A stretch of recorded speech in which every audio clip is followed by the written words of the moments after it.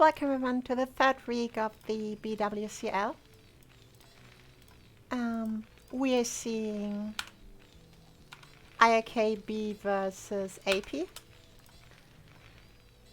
And we're starting with a TVT, so this is going to be great that I'm going to cast a TVT on the first day that I don't have someone with me. I'm thoroughly excited about that. Anyhow, we are on Demonio Azul. And in the 12 o'clock position, playing as Terran, we got iRk-Gorky, who is only G$ in the game. And in the 7 o'clock position, we got AP Thebis, who is also Terran.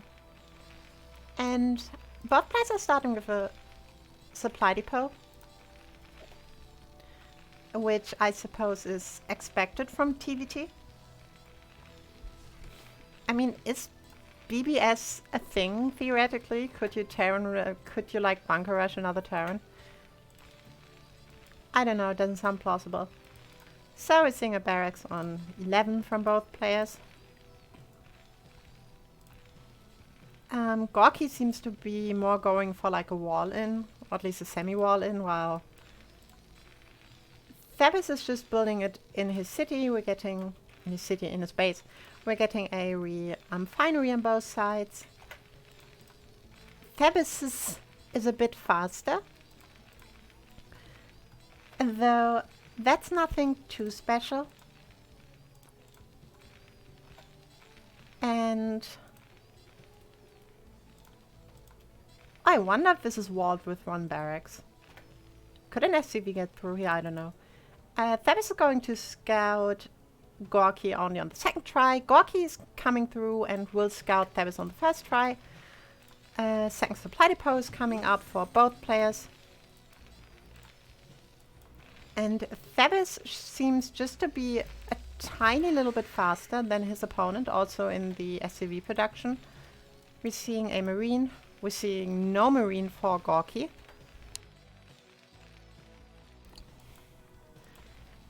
And yeah, Gorky is seeing what's up. We're getting a factory. We're getting a factory here, so probably factory expand.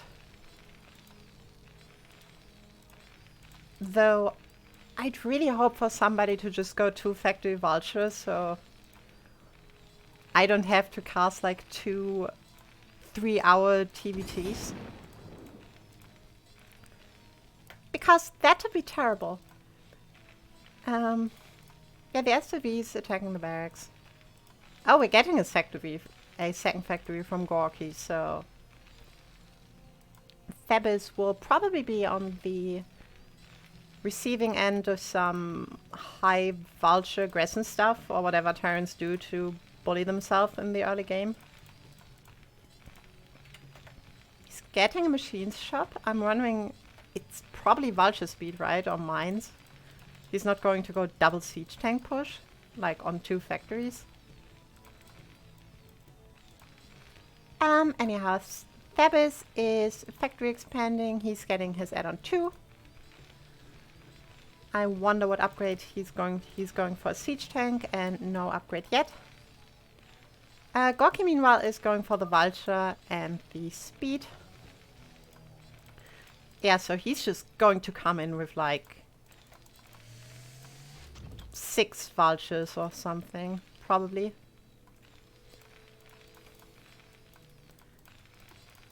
Still no upgrade for Thebis. And we're getting an armory.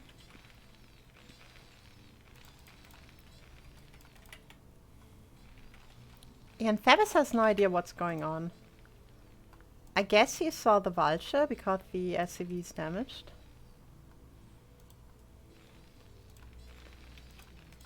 But I don't think that a vulture... I mean, he did see that Gorky got no CC, so that's probably alarming.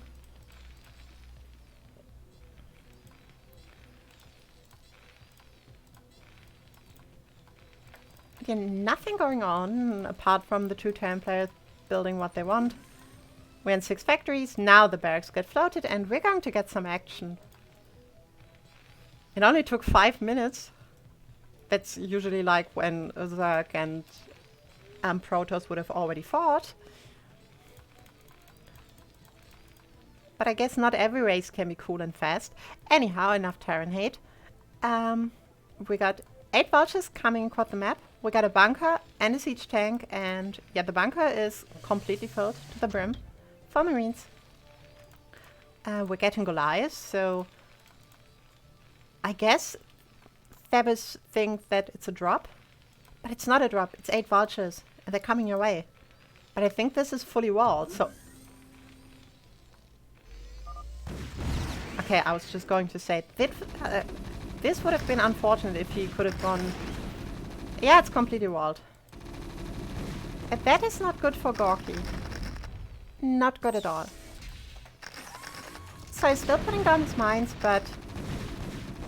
Yeah, he's not going to get through. He needs like... I think that... Yeah, he's researching siege. He has to probably like... To get anything out of this, like out of the minefield, he has like siege up and... Like get a... positional advantage. TVT-like, play First World War.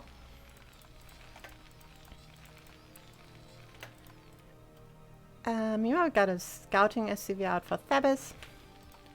We got Gorky's floating barracks coming in, so he will see what's up shortly. We're getting Karen boosters. That's not normal, right? You don't get Karen boosters that early in a TVT. And Goliaths. Oh, this barracks. Oh, he didn't expect 3 Goliaths. Oh, this barracks died. That is annoying. That's really annoying because he can't build any more factories. Oh, it gets out barely. But he needs to send an SCV to repair. Although it seems... No. That the SCV... I was just going to say he just doesn't give a shit and lets it burn down, but... He's sending the SCV and I guess it should make it. Oh. Goliath are clearing mines, but... Oh, that was a mine hit. And now the vultures are coming forward. But siege tanks are strong units. Ah, and there's one more siege tank behind.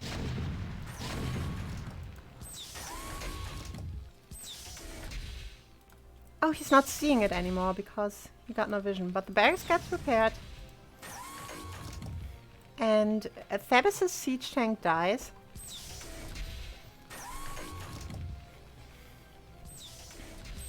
And I guess that's kind of nice position to have for Gorky, although he's losing siege tanks because he has no vision.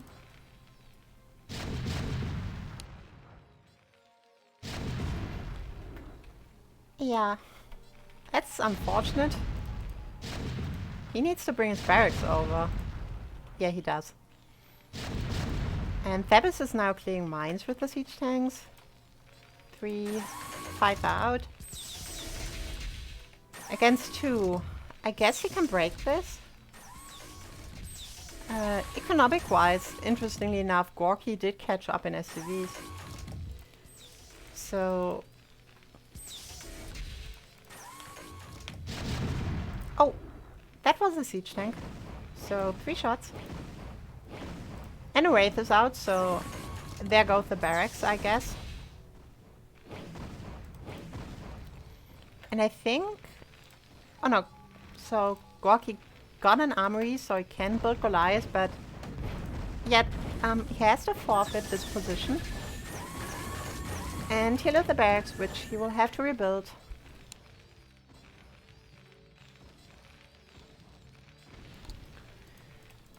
And I suppose he'll take a more defensive position now up here. And oh boy, it seems we are going into a long game.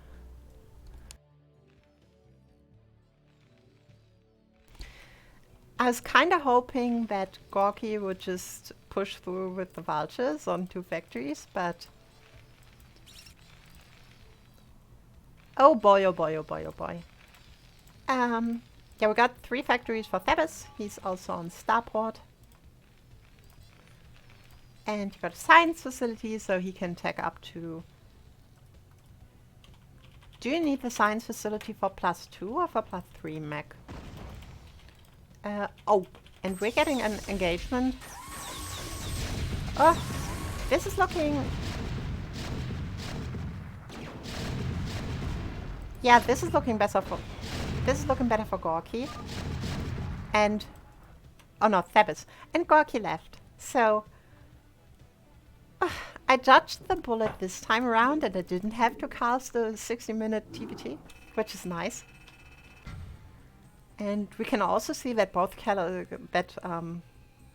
players had brilliant colors for the game, if I wouldn't have done the friend foe colors. And I will be back. I don't have co-caster today. I will be back with the next game in a second. Just hold on, I need to adjust the score and stuff.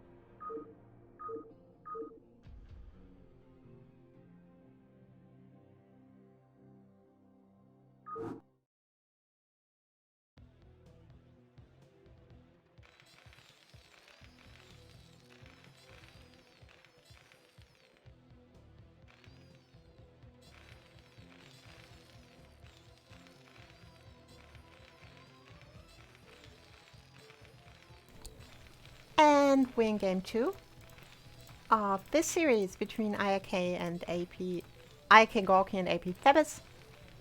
Maybe we have nicer color this time.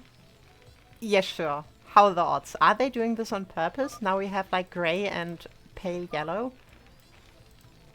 I mean, I guess it's bearable, but yeah, let's just go with blue and red. Although I think it's really, really cliche. Anyhow, in the 7 o'clock position, playing as Terran, playing for IP, we got Thebes. And in the 1 o'clock position, playing for iRk, we got Gorky. Last game, Thebes won because he walled his entrance to his natural and the vultures of Gorky didn't get through. And he kinda couldn't use his minefield to do anything about it, so he just lost. Yeah, so we're getting a supply depot for both players. I suppose we're seeing a barracks on 11.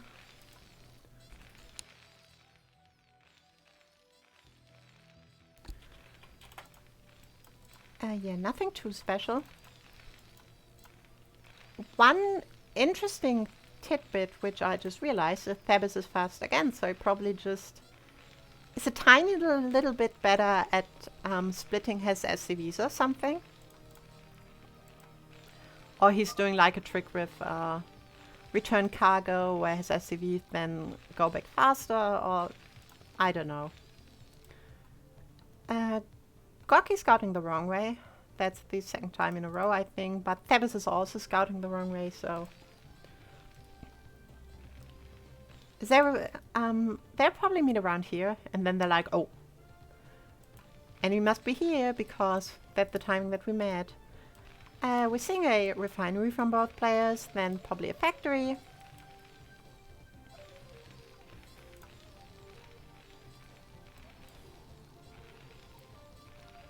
Or...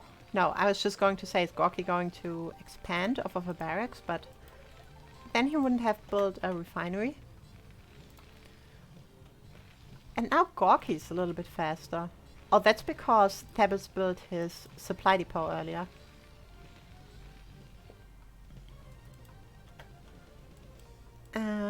And they didn't meet with the SCVs, I guess, so they weren't like, oh hey, hi, we're close apparently. Oh, they both don't know their timings when SCVs meet and stuff, but I mean, they're both Div B, so they're probably like 1900 at least, I suppose, maybe even higher. So they probably know what they're doing. Ah, we're getting a vulture from Thebes, we're getting a vulture from Gorky. Gorky's will be a bit faster. Gorky's scouting SCV doesn't get through. Thebes does. Oh, and Thebes also built 3 Marines. I do wonder, do FD pushes exist in TVT? Like, I have no idea. Could he just... Yeah, he's pushing out with 3 Marines and the vultures, so I guess that's... Oh no, he's not. I was just going to say, so I guess that's kind of like a TVT FD, but he's not doing it. He's just sitting back for the time being. Or he is pushing out. He was just waiting for a second vulture, yeah. He's probably also readying vulture through, so... Oh, this is going to be interesting. He's engaging on open field. And... Oh, he's getting all the vultures. Oh, one gets away. Nice micro by Gorky. But he loses his vulture regardless, and now kinda... Yeah, now he has to pull SCVs to save his natural expansion.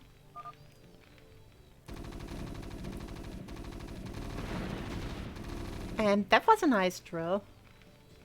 But still, that's a lot of SCVs to pull. I mean, the vultures are going to take care of the Marines when they come out, but... Oh, is he even getting an SCV for his trouble? Nope. Oh, nope.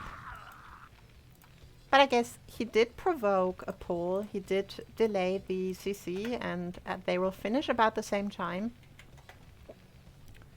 He is up in 2 SCVs, so...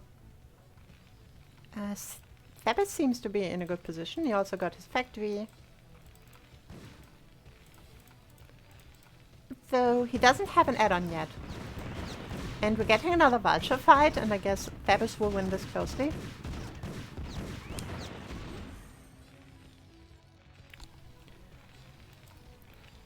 And Gorky now with the early Goliaths.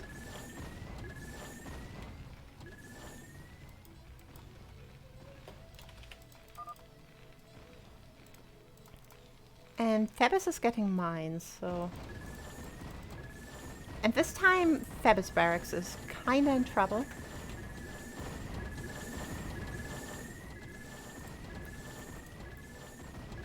Oh. But I guess it will get out. No, it won't. Oh, it gets out with 30 HP, but he's not getting an SCV their time. He has to rebuild his barracks. I suppose that's annoying, but now the vultures are getting into the SCV line at the natural, and they're getting 2 SCVs, 3 SCVs. And he did have to pull his SCVs, so that's also something. I guess that is worth the vultures, and now Gorky is apparently going Mars Goliaths. Didn't even know you do this in TVT. Okay, now he's getting siege, so... And now he's getting vultures again.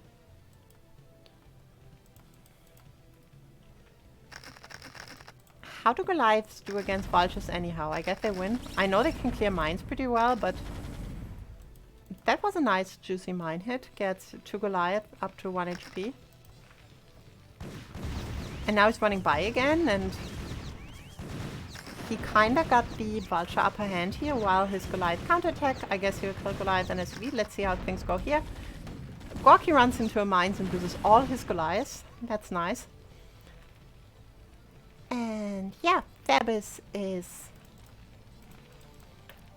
I believe Thebes is in a commanding position. He's now pushing out with 2 siege tanks.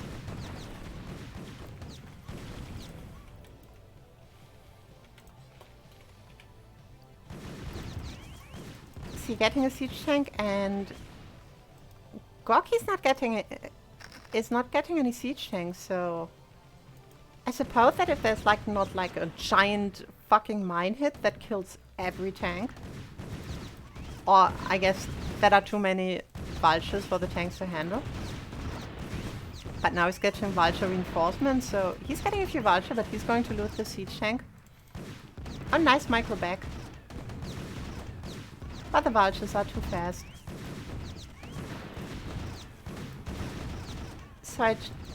So I guess he just trades 2 tanks for a shitload of vultures.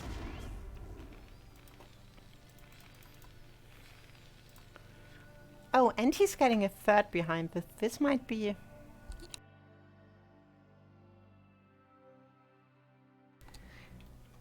This might be just a little bit greedy, I think.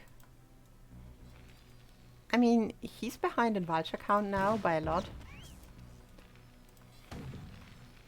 I mean, Gorky can just run in and kill him, but... And Thebes is walking forward to get the vultures out of the way so that they don't discover the 3rd. And Gorky just spamming more vultures out, so...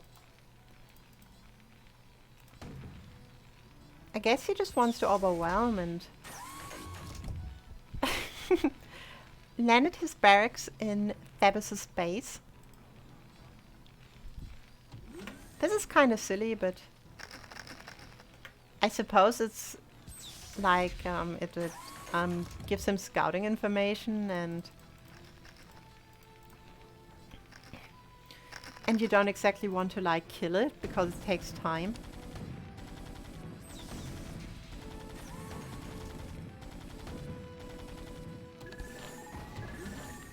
But speaking of which, he's going to attack it now, and this forces a float. But Gorky is coming down with a lot of vultures now.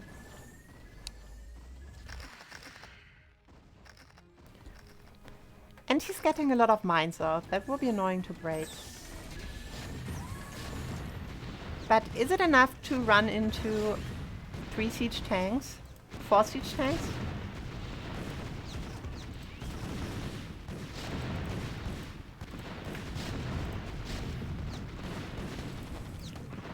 Oh, there are some nice mines. They're going to nearly kill a tank.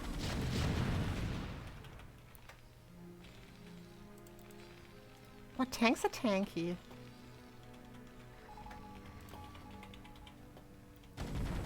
And yeah, Thebes did do that quite well. He already got the 3rd up. He's up 30 supply. He got 20 SCVs more. So I suppose he's in a commanding lead.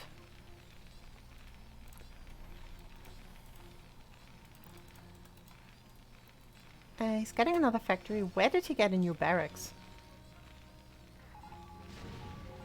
Ah, there. Yeah, and Thebes is now clearing this mine, so that's nice. More vultures coming in for Gorky though, but they are dissuaded by the tanks to pursue this course of action any longer. Oh! And there were still mines there. That's close.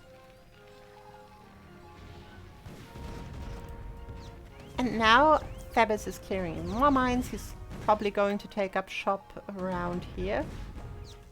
I don't think he like wants to push up on the natural, but just get a high ground position. Like,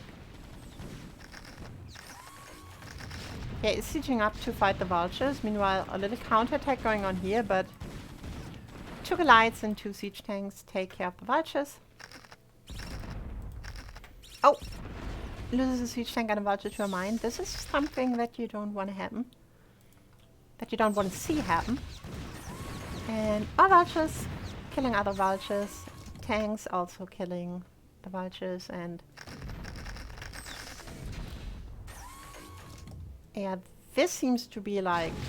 This was the fighting corridor, although... Fevis does have a lot more tanks, so I guess he can break it at his leisure if he wishes to, but... He's just setting up here. Oh, this is annoying. So he cuts off the natural, but we got wraiths coming out on both sides, so it's not like the wraith can just kill the tanks. And now the tanks seem to get overwhelmed by vultures. Oh, that was a nice mine hit. Kills a tank, damages the other one. Gorky now pushing into the natural is laying some mines. Let's see if they hit in anything. Oh! Oh, this mine hit.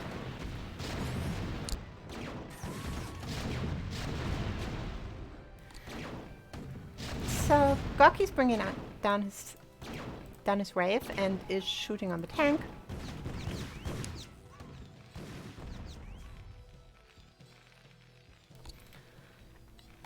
But Fevis isn't really bringing his wraith up there, so I guess he's just letting the tanks die, but he's pushing this position, which I totally overlooked while I was so flabbergasted by the wraith, and Fevis also wins the second game. I think it was it was Fevis, right? Who won the first game? I'm getting a bit confused because both are Terrans. Let me just...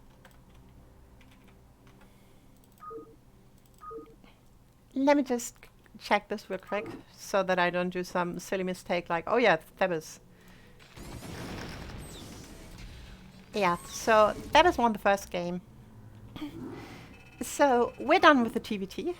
Luckily, that was rather quick.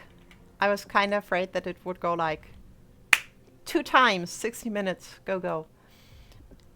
And I think we're going into ZVT next, or ZVP. After a quick break of like 1 minute, because I have to grab some water.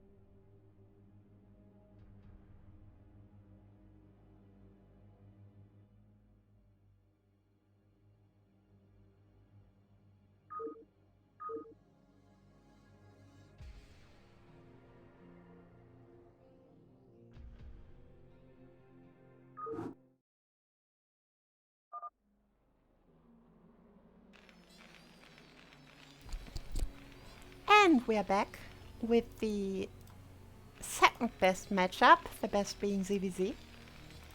Objectively, of course. And we got Syrinx versus Alm, this time in acceptable colors. We are on Demonio Azul. I think I never announced the last map, which was Shakuras, but now we're on Demonio again. And in the... What the heck is it? Yeah, that's like 7. In the 7 o'clock position, playing in teal, we got iRk-Elm. And at the 5 o'clock position, playing in grey, we got AP Syrinx. Although that could also be... That's more 4, right? And that's more 8. I guess like 7 would be more here, so let's say this is 8 and this is 4. Anyhow. Second best matchup in the game. We're going to see what the players are going for. Syrinx is getting his Overlord. I don't suppose he will overpool. I think he'll just go for the usual 12 hedge. And Olm will probably put his barracks down on 11. And then go on to expand from that.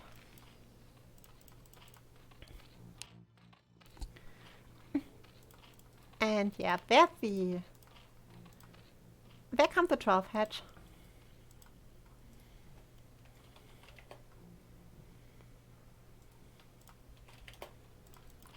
And he's scouting.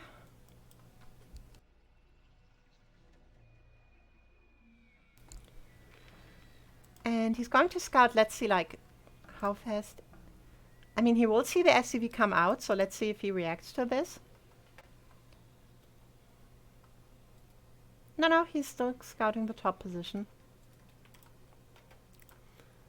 Olm, meanwhile, does know exactly that the Zerg is here, but I don't think that... But I don't suppose he will be like, oh yeah, I mean, this was his normal scouting path. We got an extract in the pool.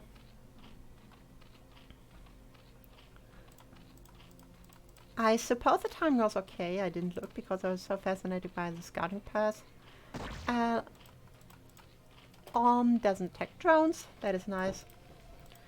And we're getting a command center. That's an...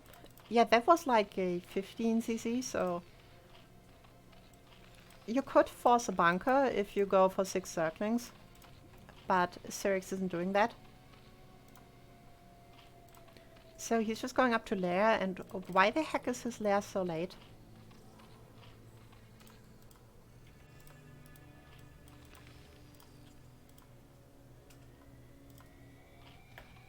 That is strange. That's like 20 seconds late. You could use that. You would usually like start lair at like 2:57, even earlier if you're like better than 1600.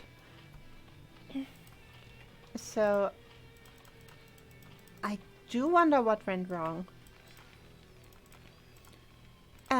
Anyhow, we're getting the scouting SCV is still alive, so he's going to see that this is no Hydra Den, which is nice for the Terran player. Zerglings are trying to hunt down the SCV, but I suppose Syrinx has seen what he wanted to see. Like, even if the Hydra Den comes now, the Lurker bust would be way too late. And Olm is just building up. He's getting his academy. He will soon get a second barracks.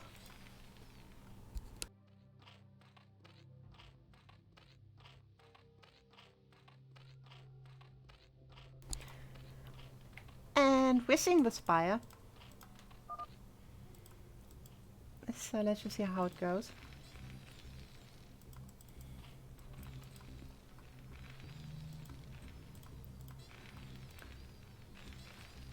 Almost getting a barracks and stim. And he doesn't have a second barracks. I guess that's an early push. And that'll force like 2 Sungs at least. And he could deny the third because the Mutalisk will be super late. Like, they will be coming out 20 seconds later than usual. Yeah, and there's the Sung, the safety Sung. Push out is also happening, so I do wonder what Arm is like, where he will go. Right now he's just pushing the Zerglings around because he doesn't want a run by. Is now upping the barracks count. Cyrix is just buying time. And he's buying a lot of time. I think Arm should just pull the trigger and go. He did see that the timing of the lair was late.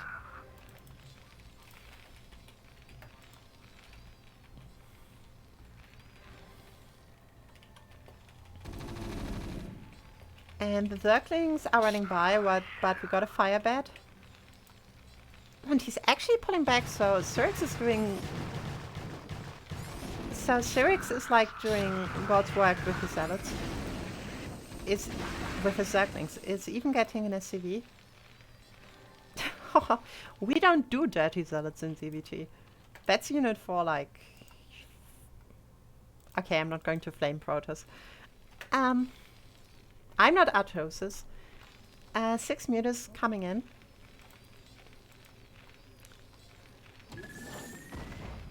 And yeah, he's going to start attacking the missile turret.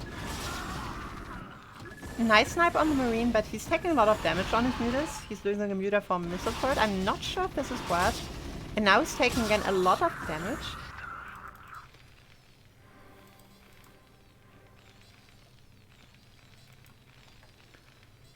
We get a muta attack. This seems to be standard at the moment. Oh, and he's getting a medic. That was a nice snipe. But he is losing a bunch of mutas. I mean, he's getting Marines and stuff, but right now I'd say that Orm is like getting the better trades. Although his barracks were a bit late, so I don't know.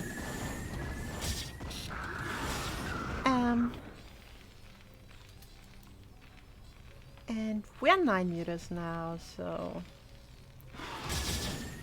I mean, he does deny the SUVs from here, but he's really banking up a lot of damage on his mutas. Like, I would see him, like, go into the main. Don't sit around where the Terran builds turrets. I mean, he is getting the SUV, so what do I know? Maybe this is the right play. And Orm is, like, totally not getting out.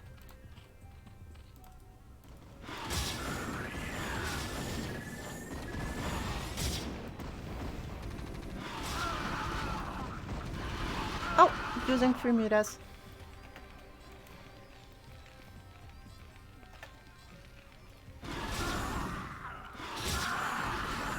And wow, that's a lot of Marines.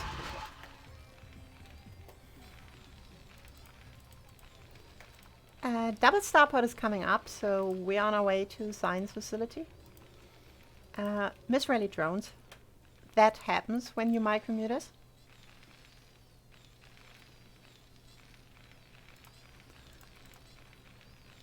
And oh, he's going in again. He's getting a lot of SCVs, like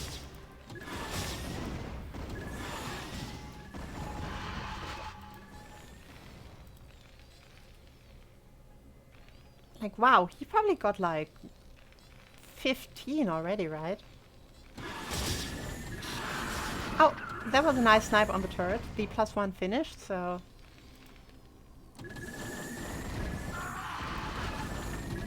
This is just getting better and better for Zerg.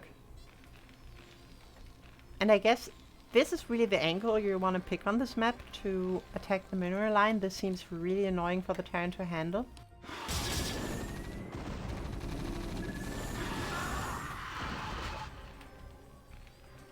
And still my muta's coming in. And oh, he's going Valkyrie. He's not going science facility. He's like, he's pissed. He doesn't want to deal with mutalisks anymore.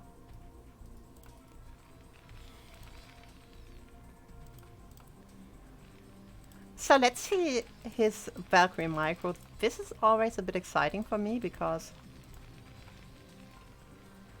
I think Valkyrie shots look really, really cool. And I wonder how good he do this. He's now sliding over SCVs to his natural, and let's see.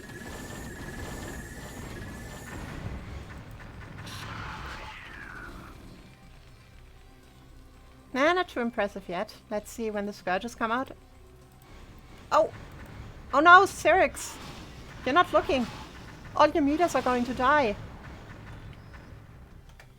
I mean, he does get one Valkyrie, so...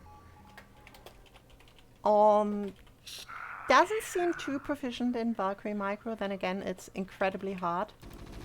Our Scourge are coming out, but he's reacting in time. He's getting an Overlord. Supply blocking Syrinx. Syrinx is not hype, so we're going to see a Defiler mount soon. He's not playing Crazy Zerg. He did get the Lurkers. Oh, but there are no Lurkers on the ramp, so he might just kill the third now. Oh, I get there's another inference. Oh! Yeah, but he's just getting the Lurker, and I guess he will kill the third. Move your Marines up. You don't want to shoot at lava. Where the hell is he microing? Okay, now he's going. Did drop a few barracks, so I guess that's where his APM was spent.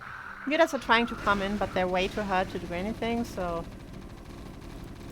Yeah, I suppose he's just going to kill his base.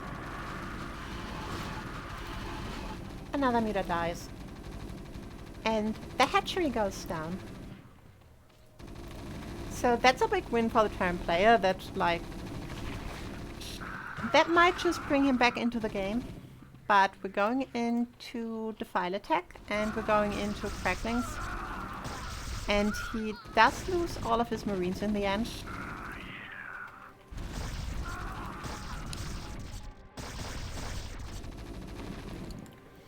Yeah, just try to kill the Extractor, don't... And... Oh!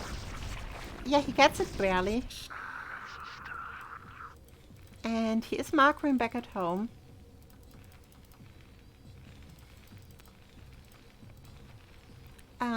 Irradiate is coming up.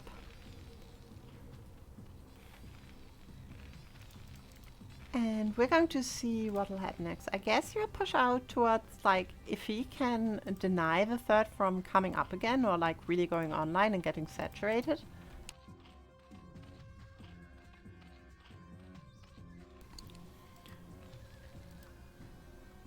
That would be a big win.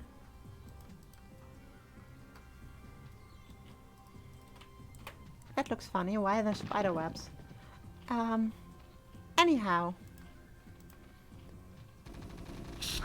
Arm is moving up. He's... Oh!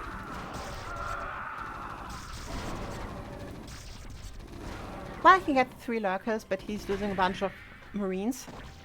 Then again, Marines only cost 50 minerals, so... I suppose you can afford to throw them away to kill 3 lurkers. Is getting pushed back by the Dark Swarm now. He should, like, check up at the third. Like, he doesn't want a Nidus to come up there, because then you can ferry the Defilers around, and it's going to get a lot harder to break it.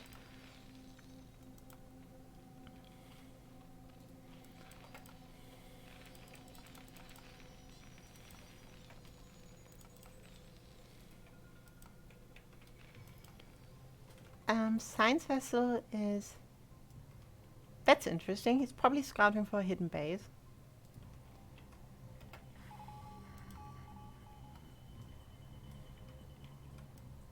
Okay. He is irradiating the fighters. Irradiate is a good spell.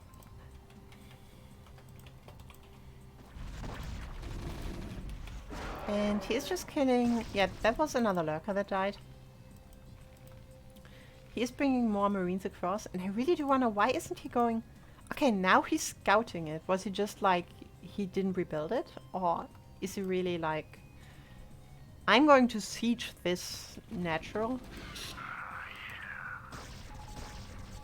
No, he just didn't really anticipate it, I guess, because now he's running up like a bee just stung him.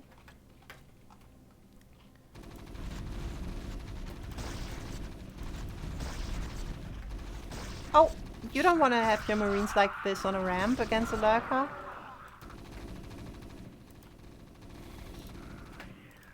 And now he's stimming the other group. Cyrix is building a bunch of Zerglings. He's getting Carapace. Is that Carapace 1 or 2? That's Carapace 2, so he's keeping up. Ah no, he's behind an upgrade, that's bad. And he will lose his that base again, and yeah, looks like Cyrix was maybe a bit like too bold with his mutas, or like the fact that he left them when and then the Valkyries attacked them and stuff. I guess Alm is going to lose. No, he's moving back, so this Marine group will still buy a lot more time, and meanwhile there's another group on the way with like 3 science vessels.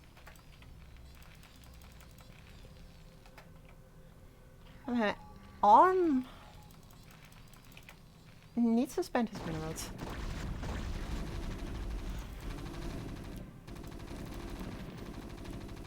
And honestly, this is looking really terrible for the Zerg player. Like, oh! That were nice lurker spines. Like, being on 2 bases when the Terran is on 3. Yeah, not the situation you want to be in, really, I guess. Oh! But you can't break those sunkens. He does get the lurker, but he's losing a lot of marines, and we're getting an irradiated lurker that is killing drones. Oh! Scourger coming out will damage the science facilities. 2 more lurkers die. Cyrix is trying to take a third again.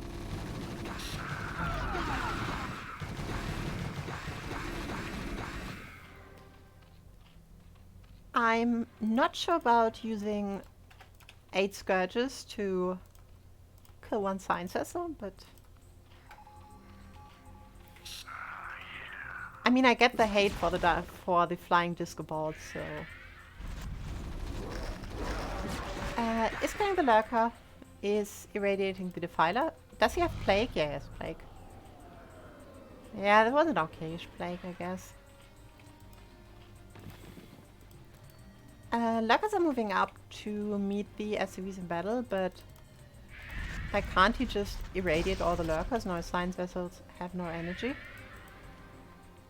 He's getting 2 and he can just rotate like this way. Okay, he's getting all 3, and I guess then he's all 4. Cyrix meanwhile trying to backstab this marine group from behind, and almost taking his 4th base.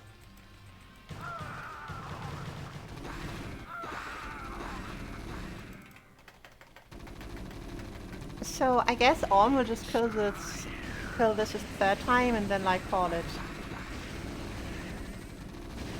And I wouldn't be surprised if Cyrix doesn't GG soon, like.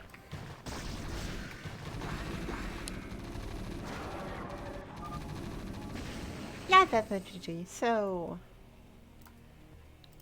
this is 1-0 for Arm. Unfortunately, the Terran player won. No Zerg bias intended, of course. And we're going to go into the second games once I updated all the scores.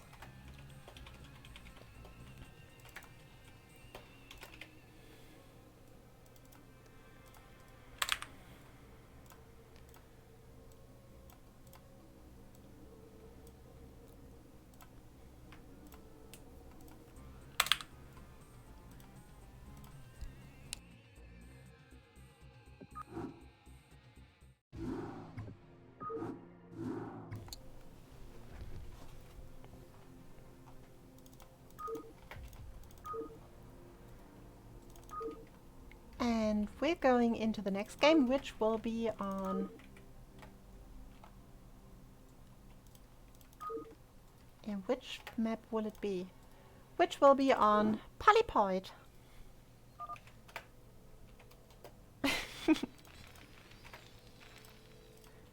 I mean, don't we have a bunch of Zerg castles like at the lower levels at least? Like, isn't Veer Zerg 2?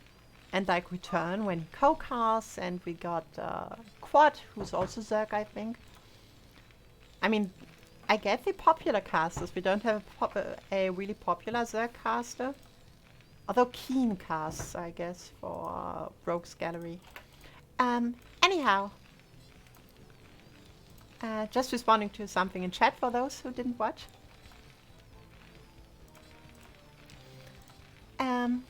In the 7 o'clock position, in the color blue, playing for iRk, we got On. And in the 11 o'clock position, in orange, playing a Zerg, playing for AP, we got Cyrex. And we're going to see both players are going for standard stuff again. I mean, I guess Orm tried something with his... I think his barracks were late, so he was probably going for like a really early move out, but then he didn't do it because 4 Zerglings were micro to the extreme. Cyrex channeling his inner Soma, or who, I don't know, whatever pros a god with Zerglings. Oh, the screen. This button. Thank you very much.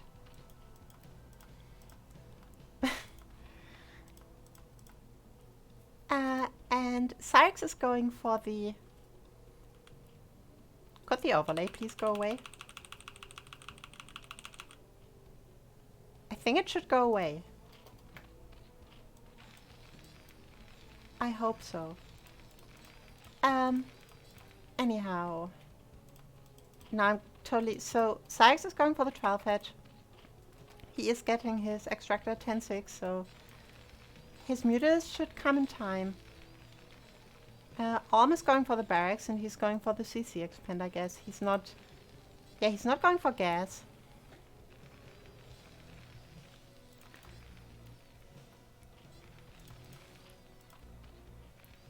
Oh, and that's a bunker. This is interesting. So, this is something that I see Terrans do recently, where they just... Where they're just like, fuck it, but... Oh, he doesn't see it. Oh, that's unfortunate. But yeah, where they just build a bunker just in case you're like super greedy and don't build any Zerglings. And then you're like, oh shit, there's a bunker, and then yeah, and then you kind of have to pull. That's why I usually keep my Overlord like recently. I've like kept it around like so that I can see my natural and where you could build a bunker. Because this is really annoying because the Terran... Okay, that's some nice drone micro. He's getting the Marine. Because the Terran is basically losing nothing. He's losing 100 minerals and he could like just walk his stupid guy halfway across the map and then just walk back. And he's losing nothing, and you have to like pull like you've seen, you have to pull like 8 drones.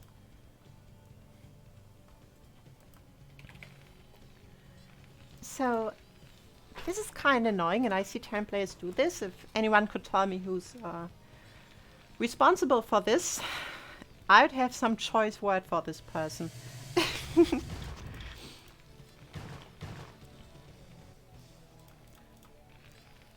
Anyhow, Orm is getting his CC. Cyrex is getting his lair. I do wonder how many Mutalisks he will get out, because he just lost a bunch of mining time. I guess his Spire will also be a bit late once he reaches lair. He doesn't have the 200 and he's pumping drones. Oh, he's going Extractor. Probably because he doesn't have enough gas anyway, so he's like, yeah, I need the early Extractor before the Spire to just get the gas count to get 6 Mutalisks out.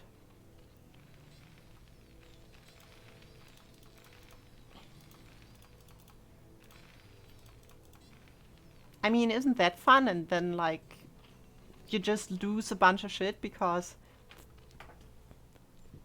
Terran is like, yeah, I just built a bunker here. I mean, just in case if you don't do it. Let me just build the bunker. And then you have to pull drones if you don't see it.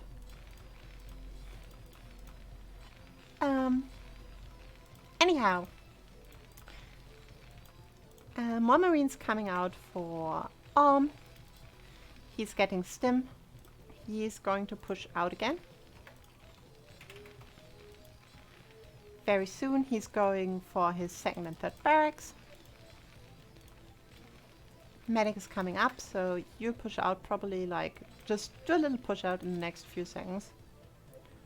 With 2 medics, I'd wager. Spy is about to finish, and oh, there was a scan in the main base. So he's... Will you see the exact time when it finishes, I wonder?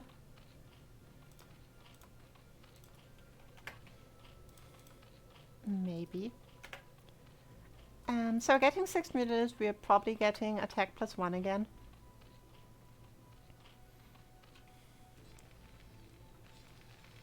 Or maybe not. Is he going for 8 mutilators first? Oh yeah, and we're getting a third at the 1 o'clock position. Yeah, he's going for 8 mutilators, and then I would wager that we're going to see +1 attack, and an overlord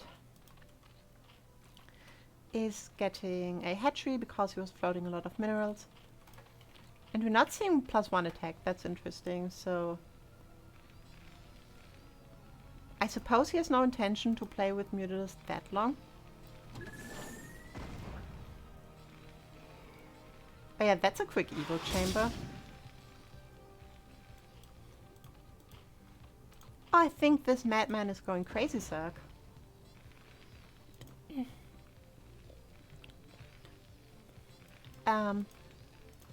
Crazy Zerg is pretty cool. Like, Crazy Zerg, for those who don't know, you skip lurkers and you go directly into Hive.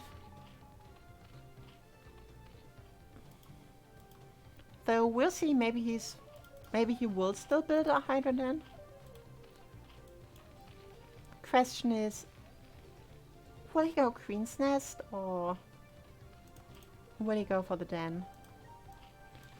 So Orb is just sitting back. He doesn't want to get bullied by Mutalisks again.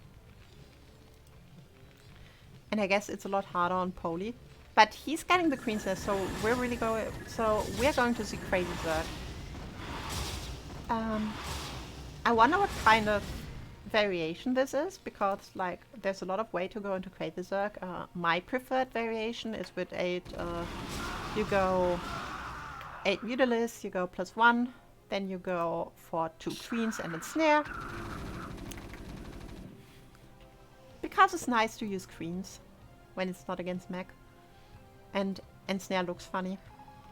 And Arm is like bum rushing for the natural because he sees that the sun's round up, so Cyrix is picking up a few straggler marines, but his sungs are not going to go him up, and now he's taking a lot of damage from the marines, and he's going to lose his natural, I think. Oh, he's pulling drones, but yeah.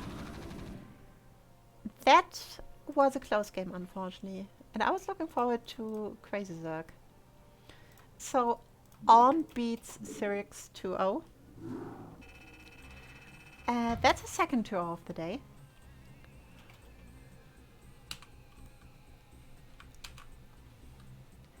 And this is putting the overall score back to a draw, back to 1-1.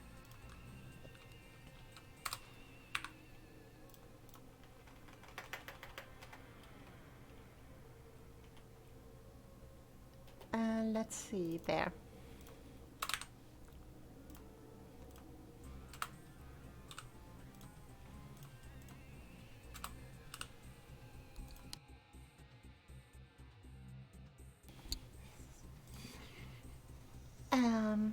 Yeah, and we're going to go into the next series, which will be iRk-B versus AP Kroken.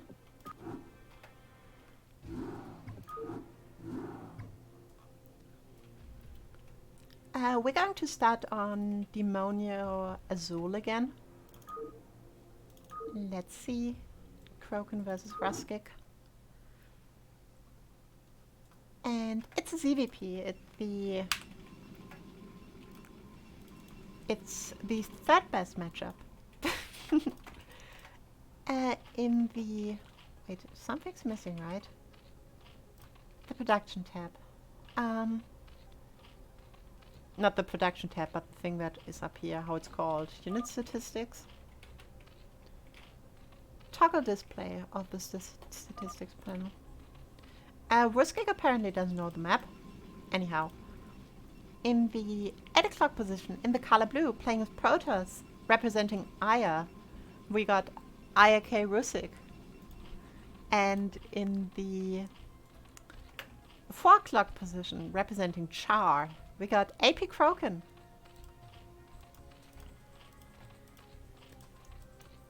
And we're going to see what happens. There are quite a few openings for Zerg against Protoss. The most usual one is still the good old overpool, but you can go for a lot of stuff. I've seen 10 hatches, I've seen 12 hatches, I've seen 11 hatches. And this is not going to be an overpool. So this might just be... Oh no, it is an overpool, just the pool was a bit late.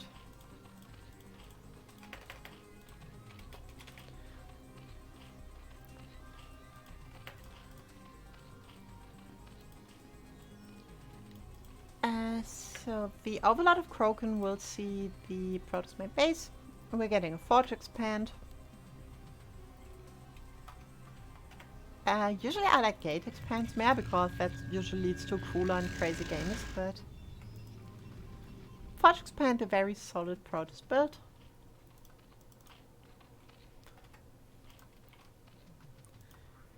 And Kroken is going for his hatchery. He doesn't need to drone scout, though he did, because he didn't see the Protoss natural in time. But now his drone is coming back. Wuskig is behaving well with his drone. He's not being a complete douchebag and is like harassing drones. I mean, I know it's legit, but you always feel like, do we really have to do this? And Extractor is on time. I think that was 2:38, so he might lose an Overlord as Wuskig is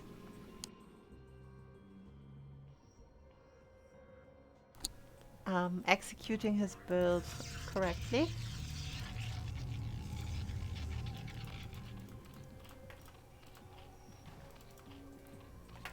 And the prop is still around, Zerglings are chasing. Nothing really out of the ordinary. I guess the third is a bit out of the ordinary. I'd rather... Although yeah, you probably don't want this position because that's really close, so... I guess that's a normal position.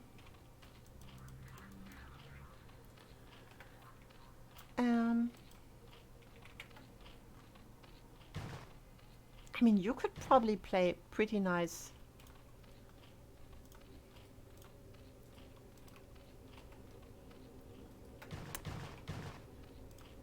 Is he really going 3H Hydra now?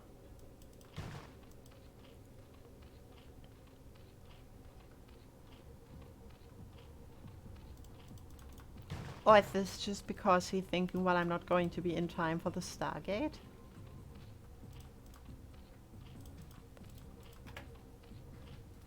But then you could have built a hatchery first. You don't need the Hydra then. I mean, he's not taking... Oh, he's taking... Yeah, he's going for 3H Hydra. So this is going to be a wild one, though I wonder why he doesn't build his hatchery here then, if you know you're going to be really aggressive. I mean, that's still safer, but... That's a pretty good rally. That's like super short.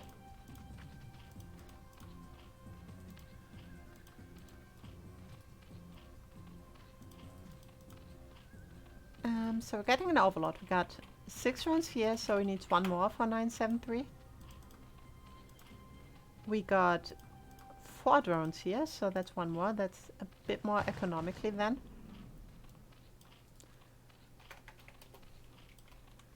I guess we don't have 9 in the main. We only have 7, yeah, so he needs a bit more there. And now he's going into Hydra production. Wuskig is moving out with 2 zealots. But they will be stopped by the united forces of the Zerglings and the Hydralisks.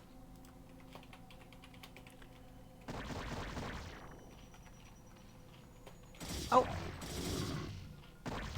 Oh no, you don't want to lose the Hydra. Oh no, you don't want to lose the Hydra. Nice micro by Kroken did lose one Hydra for 2 Zealots. And Ruskig did skip the Stargate and he's going into Dragoon. He's throwing up more cannons.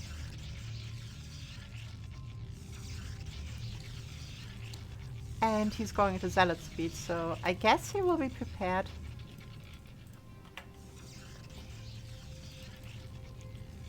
And he's going into Templar Archives, so yeah. Ruskig is going to be fine, I think. I don't think this will break him, but Kroken is already transitioning into a longer game with 2 Evo chambers, so he's not going to try to bust, he just... I guess he just wanted to scare Ruskin. Yeah, and Ruskig is now also cancelling the cannon there.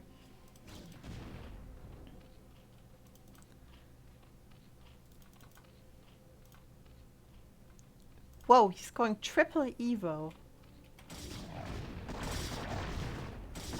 I think I've never seen a triple Evo this early. He gets a Zealot for his troubles. Yeah, and he's going like triple upgrades. Well, this is crazy. Like, I've never seen something like this before. Wuskig Miran is going into DT. I mean, that basically means that the Zerg will never really to get on the map because there could be DTs and he doesn't have Zealot speed. And that is kinda annoying. Dragoon is getting the Overlord. Triple Gateway. Yeah, and I guess we're going to just go into a little macro phase now. The DT will not find much damage. Kroken is droning up. Is supply blocked, just a little. And he is building a lot of Zerglings. I guess if you're going triple upgrade, that's fine.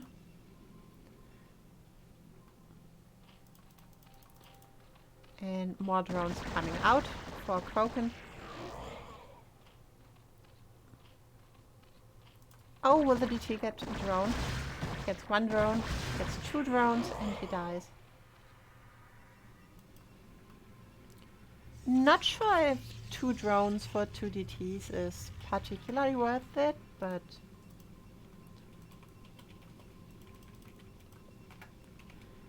Wuskig is getting his High Templars.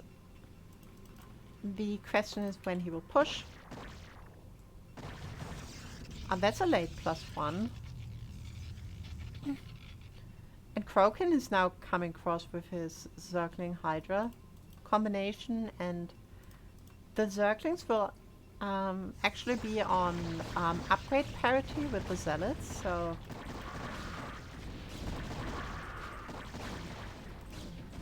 I mean, he can't just bust this, right? We got HTs. That would be absolutely ridiculous if you can just, like, punch through.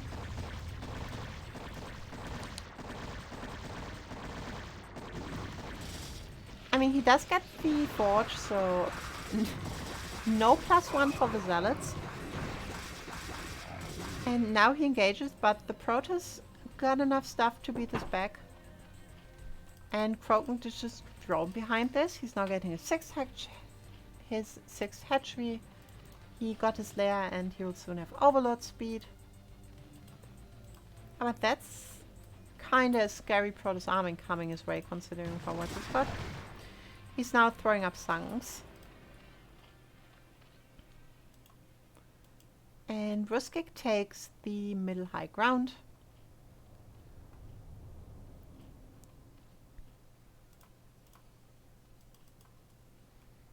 You don't see this often that like Zerglings have better upgrades than Zealots at the 10-minute mark. Whisky is taking a third base. Kroken is going hive, so he wants the cracklings as fast as possible. But right now he's bleeding a bit of stuff without achieving anything. Splits out those two zealots, and he got a few zealots here.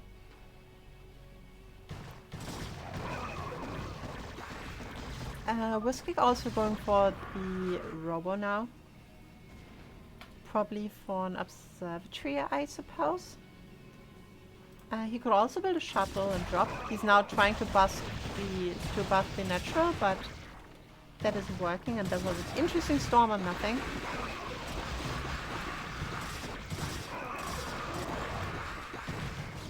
And I suppose he will lose his army here.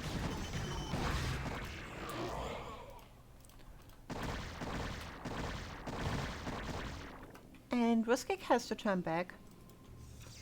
But he's up 40 supply, that's acceptable for the Protoss. Observatory's coming up. But Kroken has no intention to go lurkers, so... And we're seeing the... whatever this upgrade is called.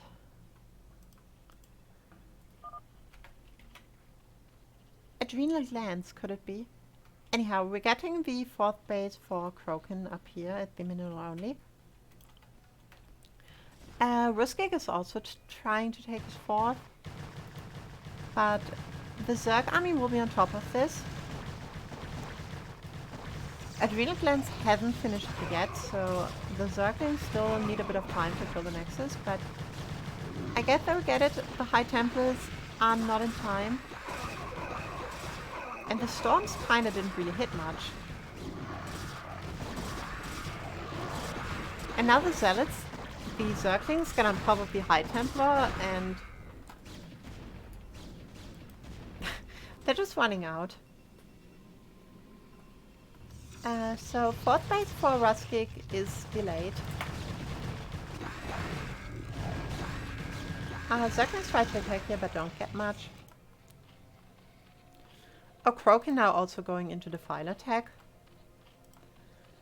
But those are pretty fast. That's a pretty fast hive and stuff and upgrades.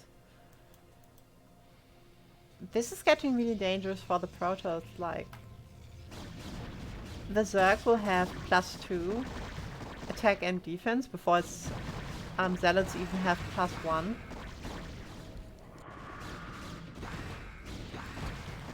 Kroken now also leveraging his highly mobile army to get on the Protoss third, and he is killing a lot of probes.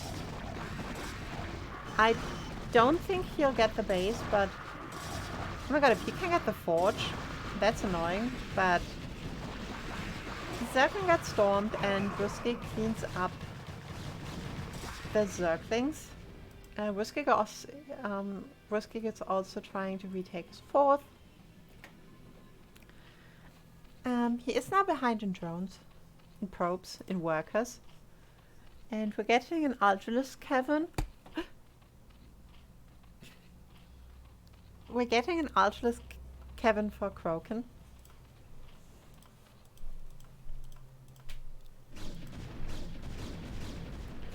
And there's still a 30 supply gap, so the situation is still salvageable for the Protoss. Like, we also don't have lurkers, which are pretty strong, but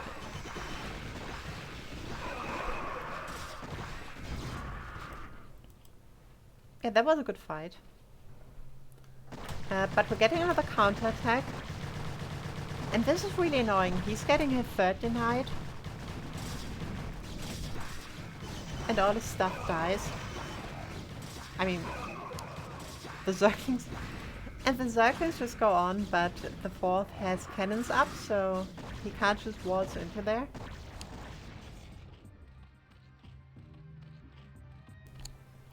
Meanwhile, Kroken's mineral only is fully up and running.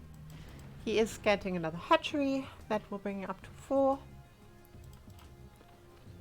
He is getting ready for Ultralisk tech, which is not something you see often in ZVP.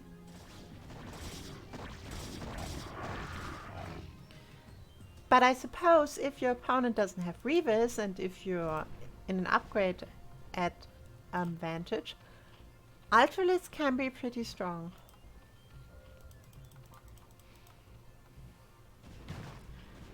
Could probably throw down another hatchery.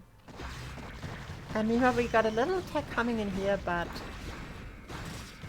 it's not really going to do much, it's just annoying the Protoss army a little.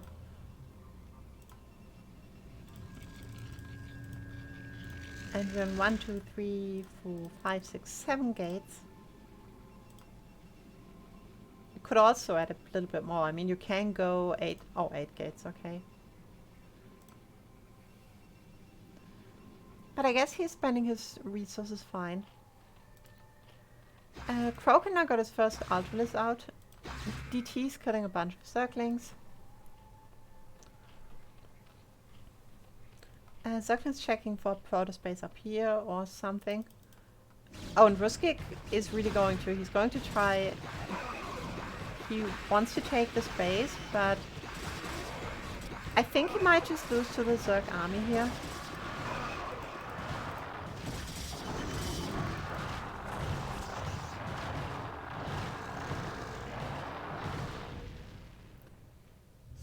And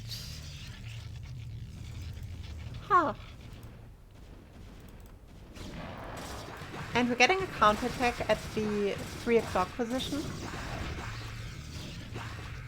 No, at the mineral only, the third base. You know what I mean. Meanwhile, fighting is continuing up here, and Kroken clears out this Protoss army. And Kroken also overtook the Protoss player in supply, so this situation is really out of hand. Ruskig is trying to get a final wall up here before the Zergs come in, but that's a bit too late. His mineral-only base will also get under pressure soon.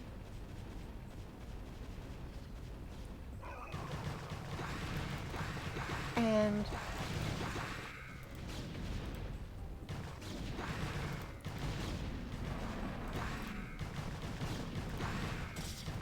yeah, I do think DTs might save the day for the Protoss player, or maybe not. The mineral only is dead.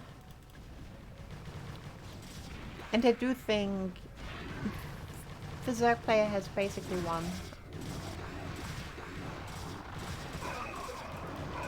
I'm not particularly sure what the way back for Ruskig will be, but I guess Ruskig doesn't know either, because he's just going to get overrun by the Zerg. Mineral only falls and he leaves the game. GG's out. And we're going into the next one. Also, I just read that apparently the minimap lags when I cast in single player. Which I never knew, because I usually cast in multiplayer. So I guess I will quickly change into BattleNet to alleviate this issue.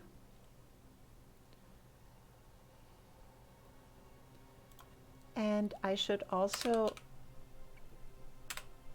change the team score to what's actually going on. So Kroken beats Ruskig to go into the lead 1-0 on Demonio.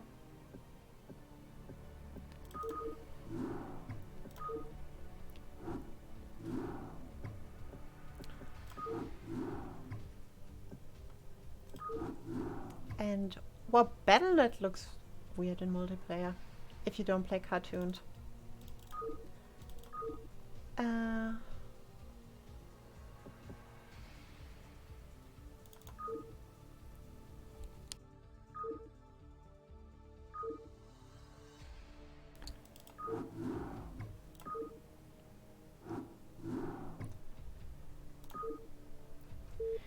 And we're going into the next game, which will be on Polypoid. And we're going to see if... No, that's the wrong game. That's not I'm not casting Ref versus AP. That was week 1. So let me try this again, this time with the correct replay.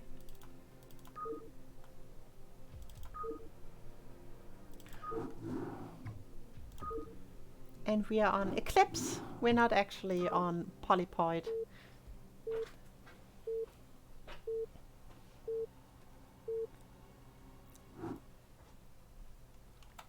And we're back. So, in the 1 o'clock position, in the color dark green, we got Kroken representing AP. And in the best color, we got iRk. No, we got Ruskik representing iRk. Playing as Protoss.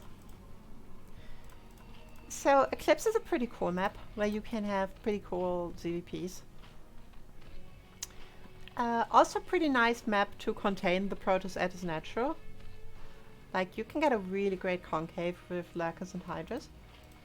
But we're going to see what the players have in store for us.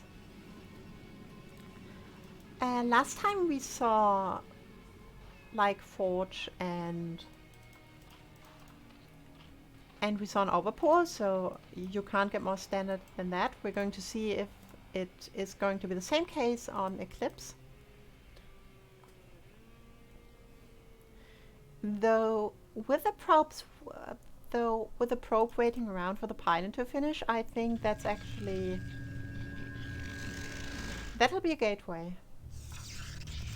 Yeah, so this time we got a gate expand from the Protoss player, or he plans to expand anyways. And we're getting an... Okay, there's an overpull. And we are getting an overpull from Kroken.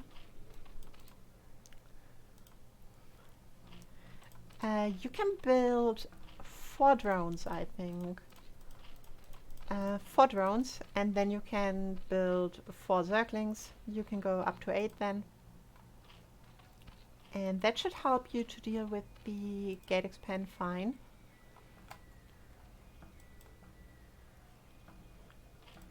So let's see what Kroken is doing. He is getting his hatchery up. He's not getting delayed.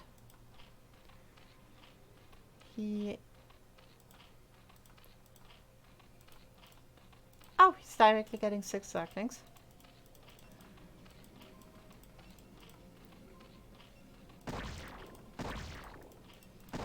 No, 2 Zerglings. So he's getting 2 Zerglings.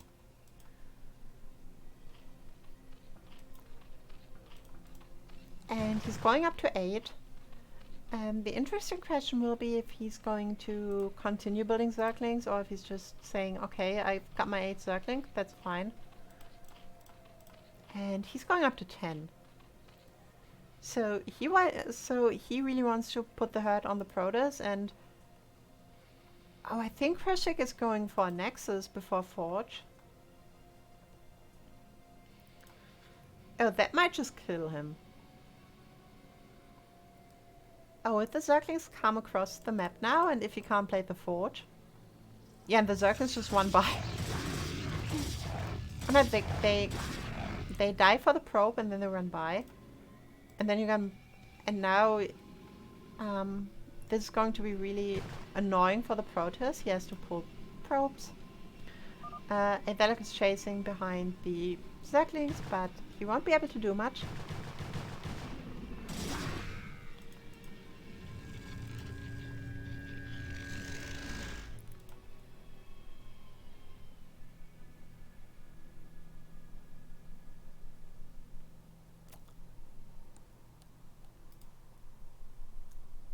Is that positioning on the hatchery illegal?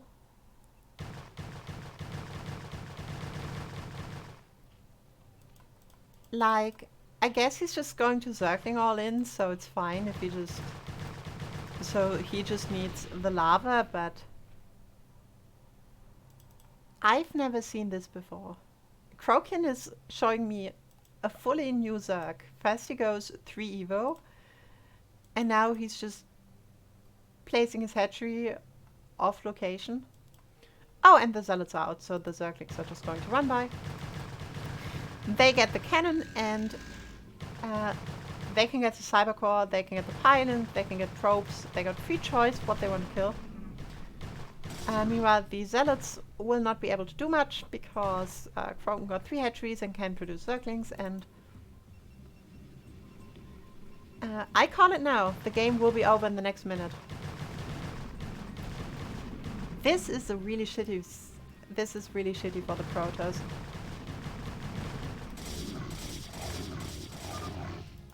And yeah, Ruskig just left the game. So I got another 2-0. This time in favor of AP again. So let me just very quickly adjust my score.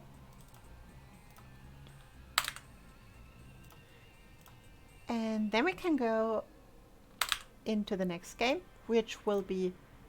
Oh, this is going to be cool. I haven't cast a ZVZ in a long time, and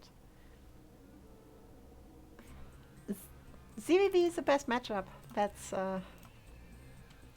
there's no doubt about that.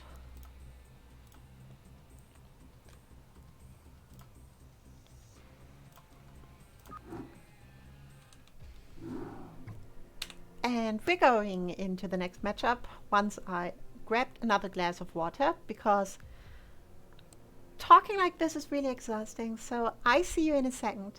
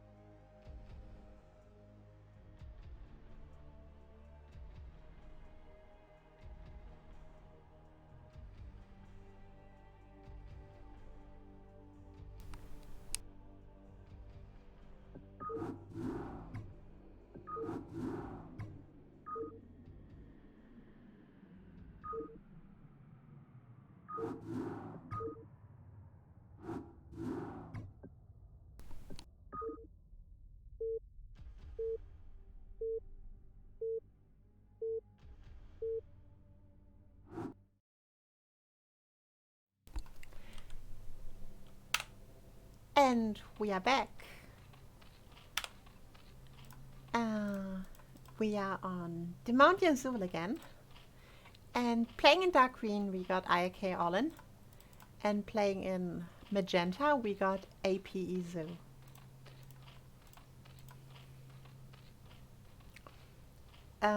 Izu's going to get the Overlord Scout. That's big.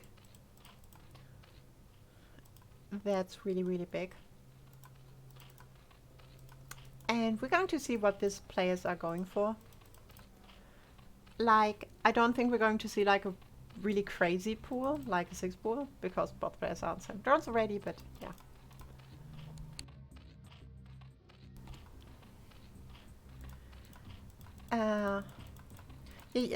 Usually they're like, I'd say 4 bills that are like kind of popular in ZVZ, which is like 12 pool, 12 hatch, 9 pool, and overgas. And we're going to see a 9 pool from both players. Too bad, I really like 12 pool ZVZs.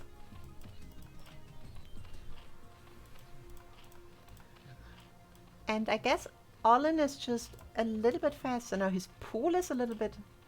I think his pool is a bit slower, but his gas is a bit faster. But I don't think this will be too important, to be honest. Much more important, Izu is going to see the 9 pool, I guess.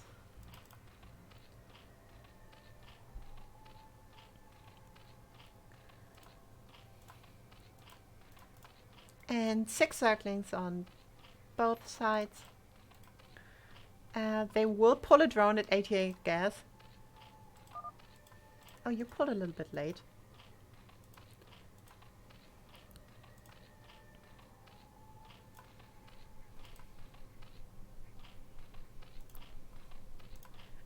Zergling speed is on the way, and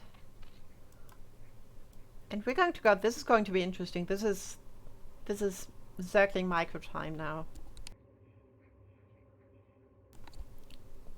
So yeah, Izu I guess saw the Zerglings running out, so he saw that it was a 9 pool. Oh, and I think he wants to run by. Yeah, he saw the Zerglings. He's going to hide those. Oh, now he's going to flank. This is interesting. Oh, this is dangerous for Olin.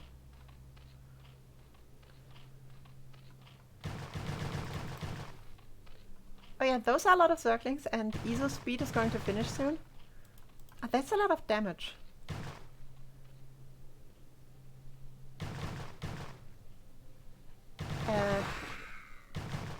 Can I do this in-game, or do I have to change? Yeah, I'm going to do this after the game.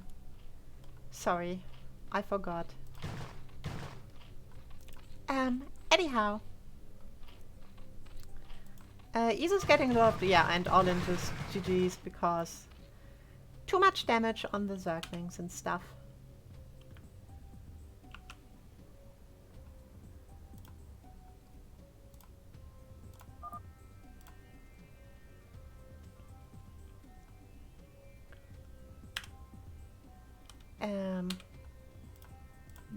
Yeah, so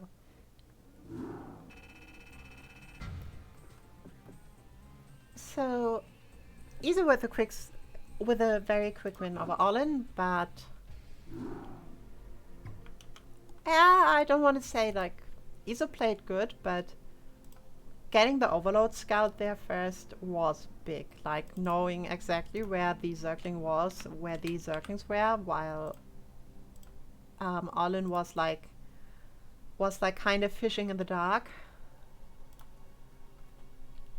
That was huge. So we're going to see how the second game will go.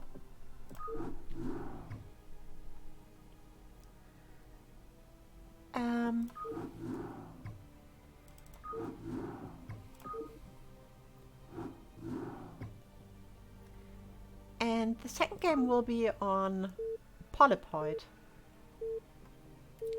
So, since this was Olin's map pick, I'd honestly be surprised to see another 9 pool.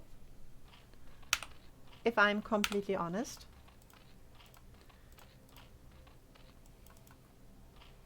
Like, if you pick this map, you're going to at least 12 pool, right? Like, you're not going to say, yeah, I'm going to pick Polypoid, a 4-player map, and then going to roll the slot machine and hope that you're close, and I go 9 pool. And then you go 12 pool, and I just lose because I'm cross. You're cross, and you have too much time. I mean, you can still win with the 9 pool, but it's really... It really comes down to the wire and micro then. Anyhow, in the 1 o'clock position, in the color magenta again, we got AP Izu. And in the 5 o'clock position, in the color dark green, we got iRk Olin. And forget what I just said, we're going 9 pool again, it's 9 pool again. Not 12 pool players, apparently.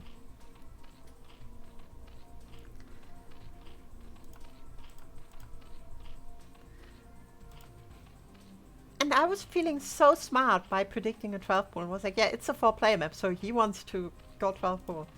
And now he's like, oh, No, fuck you, Pancake. I'm going 9-4. Anyhow, we're getting the overload for both players. Gas is coming up. Pools. Pool is a bit faster for Olin. Gas is also faster for Olin. So Olin probably did like get a bit of drone split at the start. His circlings will be like just a little bit. Oh no, they're going to come out just a little bit faster than Isu's. And this time Olin is getting the Overlord Scout, so I guess you call that Karma.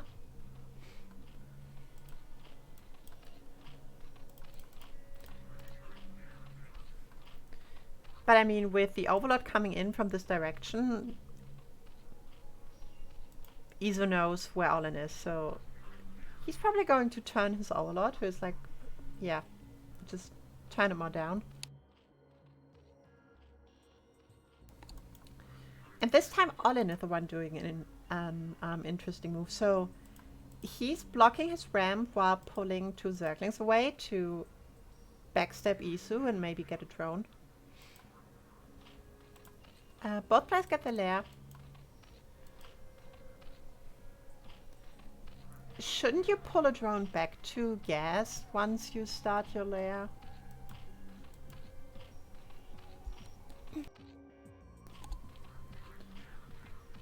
Apparently not. No, Isu is now pulling back a drone. Olin is still with 2 drones on gas. That's interesting. So Olin's Zerglings slip past everything Isu got. And now he's getting into the base while Isu was droning and... Ah, this is pretty bad. Let's see how many he gets. That's a nice... Oh, that's a great drill, but Olin gets 1 drone. And he's provoking this drone drilling, which is really annoying. Isu is meanwhile walling. Oh! Nearly gets another drone. Oh, he wants to build a spire with this one. No, he just wants to run away. Loses another drone. So he's behind in drones. Olin is building Zerglings. Isu is droning like a madman. So this is interesting now. Okay. Spire is a bit faster for Isu. Isu actually got more drones. Olin got more Zerglings. And Olin is now trying to bust this. But this fight is pretty efficient for Isu, I say. He's getting a lot of Zerglings. He's getting overrun, so... And Olin did get 2 drones behind this too, so is now getting 1 more. So now Olin is 1 up. Because Isu had to make Zerglings. Isu should win this incoming Zergling battle. Yeah, Olin doesn't even engage. Oh no, he engages. But Isu is looking and... Oh, Olin slips by. And he gets 2 Zerglings into Isu's base. But he won't be able to do anything with them, I think. Let's see. Muta's popping out. No, not getting a drone.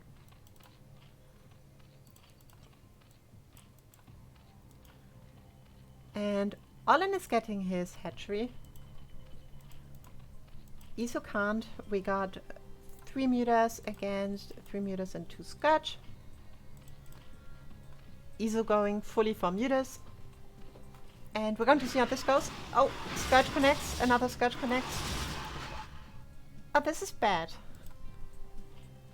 Has to turn with the mutas. Oh, Olin's pulling back though, so...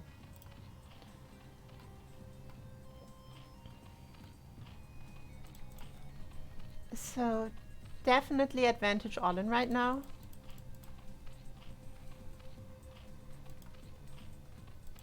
And And Isu is now also getting his natural hatchery, so maybe we're going into a bit of a longer game. Maybe.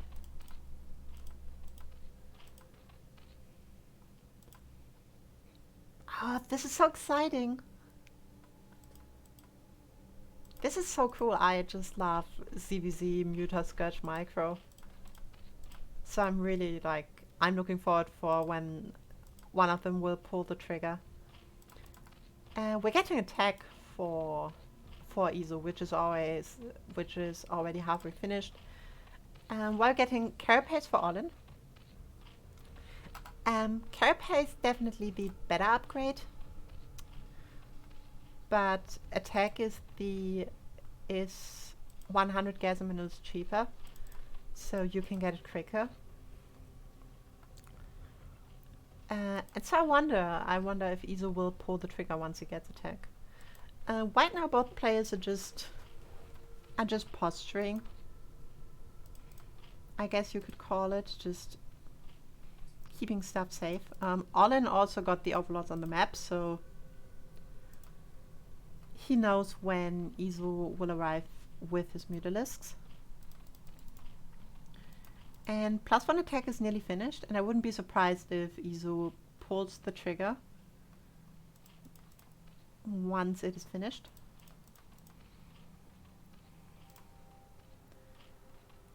Olin got his gas first, so he got a bit more gas. He got a bit more stuff, I think. Yeah, he's up ahead in supply by 5. He also got 14 drones. And now Isu's flying across with his +1. Olin's Carapace is halfway finished, so we're going to see what Isu can do. He does find a spot in the Overlord wall, so Olin doesn't see. He gets 2 drones. One Scourge connects, but his Scourge connects too.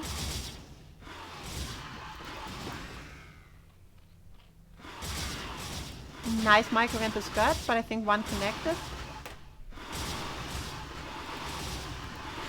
And oh, Isa's up 2 Mutalisks.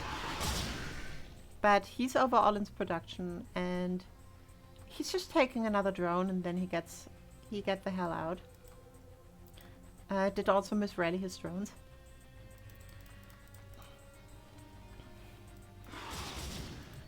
Oh, and he misrallied my Mutalisk. This is big. And Olin's Carapace is about to finish, so his Mutalisks are stronger now.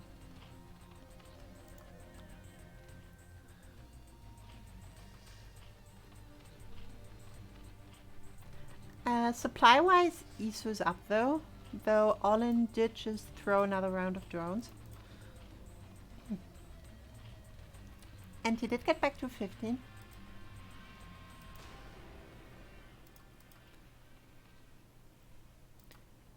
And this time Olin will see the angle at which Isu's Mutalisks arrive. He does get the Overlord. And now, oh, Scourge, oh, big Scourge hit on Isu's Mutalisk, but Olin also loses a bunch of Scourge. And now, oh no. Oh no, Olin, you just lost all your Mutalisks. Oh well. I suppose things can turn very quickly in ZVZ. Though Isu is kinda hesitant to go in. Okay, he's waiting for another wave of Scourge. And I suppose now he will go in, and I don't see Olin holding this. But there's 5 Mutalisks against 7 Mutalisks and a lot more Scourge. Okay, so Olin get the few hits in, Iso get the few hits in. Oh, now Iso get the first hit again. Scourge connect.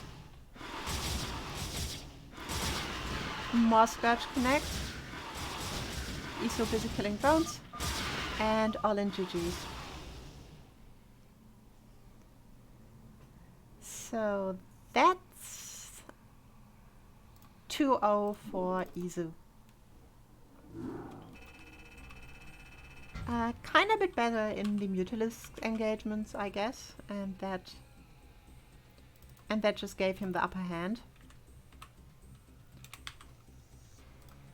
And we're going to see, and this means AP is up 3-1, which means that the next game will basically just show if AP gets 5 points or if iRk can get at least 2 points.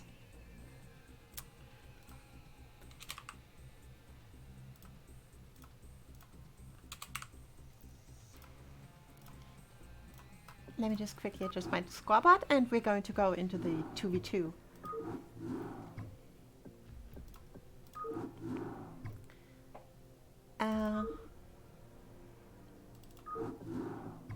First map will be Ultimate Stream. And I think it was ZZ versus ZT. So that's going to be fun. That means that QVERT. That means that, wait, which team is which?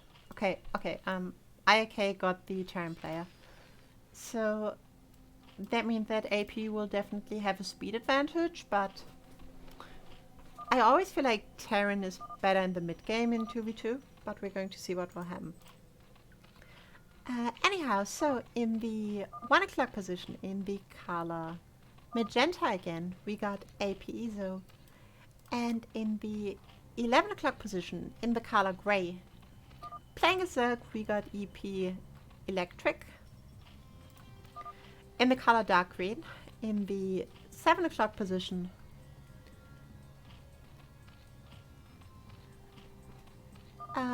we got Olin.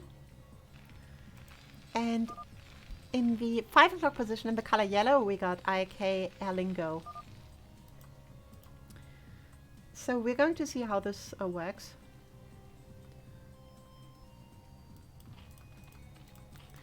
We're getting a 9 pool from Electric. We're going to see what Izo is doing. He's not yet placing anything. He's on 12 drones, so he's going 12 hedge, which I guess is alright since the Terran is in the game. Alingo did go for 11 Rex, and this is a 12 pool from Olin. So we're going to see what will come of that.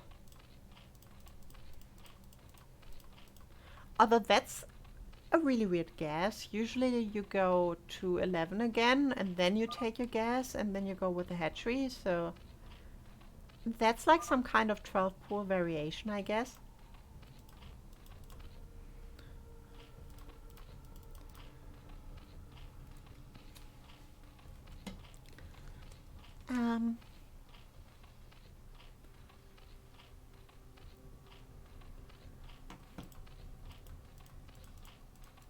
And we got the extractors finishing. And apparently the text at the start was some kind of smack talking. Too bad I can't understand the language. What language is that, by the way? It's like something Eastern European, right? Croatian or something? I don't know, sorry, I have no idea about Eastern European languages. We got the Zerglings coming in from AP. But Olin Zerglings are ready, and they get some nice hits in. Olin also sneaks one Zergling out, probably to scout. And I guess he can be annoying with it, because Izo doesn't have a single Zergling, and he's droning like a madman.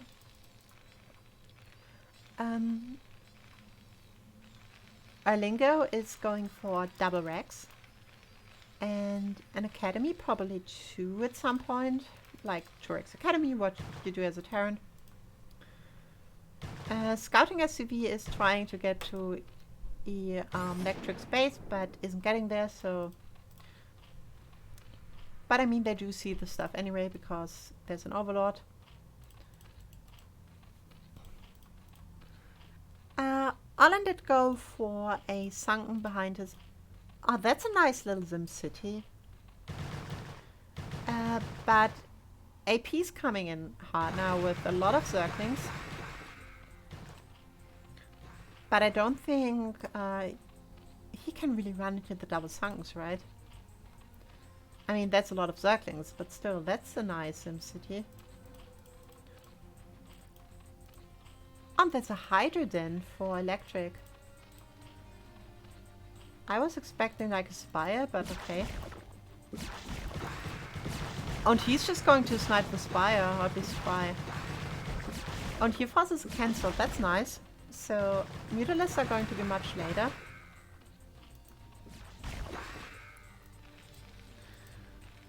But the turret move out should occur soon. He's getting his 2 medics. And Izu is fucking big. 22 drones. I don't think I've ever seen this in a 2v2.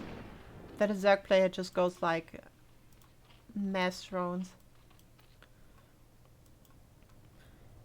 Electric is now moving out toward the Terran, so he will see the MNN move out. That means that we're probably going to see 2 or 3 sunkens.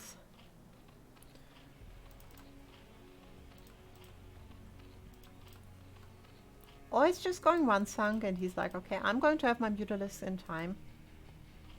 Hopefully. Please don't die. Electric is looking at Olin, yeah, and there was a ping. Electric going for Lurker. Izu with the +1 attack upgrade. Olin's Spire is about to finish. And it seems that Alingo is not going... Yeah, he's going to pull the trigger and he's trying to aim the sunken, but he's on the low ground. Now he's on the high ground. But we got 5 Mutalisks out for Izu, so we're going to see if his Mutalisk micro is good enough, but... Oh, this is pretty bad. Now he's losing his drones. Electric is trying to come in with Zerglings, so we're going to see if they can clean this out, but... This wasn't coordinated pretty well, and get the question 1 sunk, but he's going to clear the Marines up. Which was pretty nice micro, and now he's droning back again. Meanwhile, Lurk attack finished for the electric, and uninspired also finished, so he's on Mutalisks now too. He's also taking this hatchery, not as his natural. That's interesting.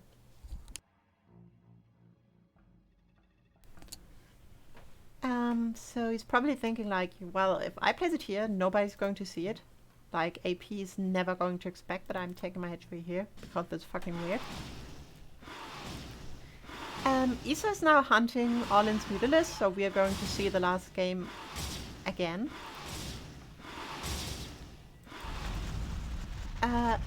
Alingo does want to move out, but...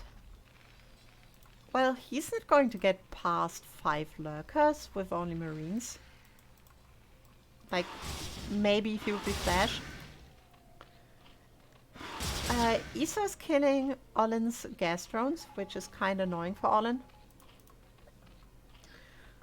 Olin also throwing down the Evo chamber so that he can get it into spores.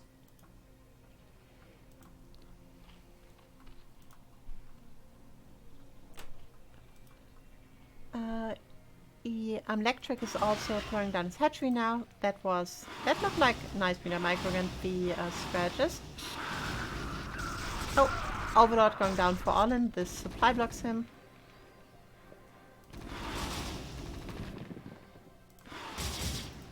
Lurker's moving a bit forward, but Mutalisks of Olin get a few shots in. There's some intense meter micro here. Oh, Olin going a bit too far forward. He's getting another shot. And the lurkers are slowly moving up. I really like this. We're getting a science facility. Lurkers. 1 lurker dies. Oh, Izu's losing all of his Mutalisks. Oh, this hurt. And all the lurkers died. And Olin got into a Electric space with one muta.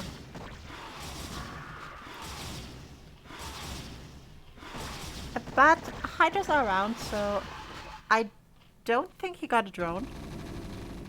But Alingo's moving out again with his marines, but that should be enough mutas to stop it, if I recall correctly.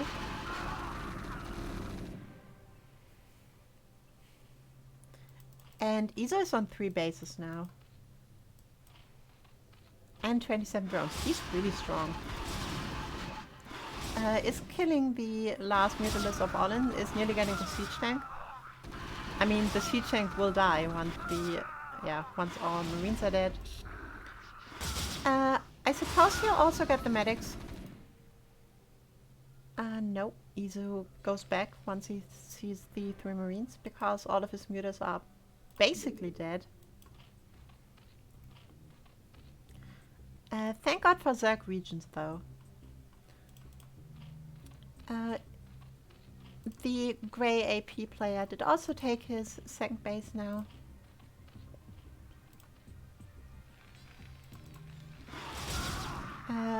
I suppose the Terran will want to expand soon too, but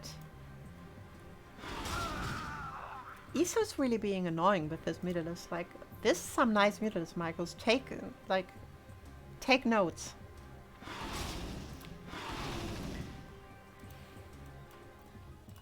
More Mutalisk back. He's also getting Carapace now, Izu is. He is on +1 attack, right? Yeah.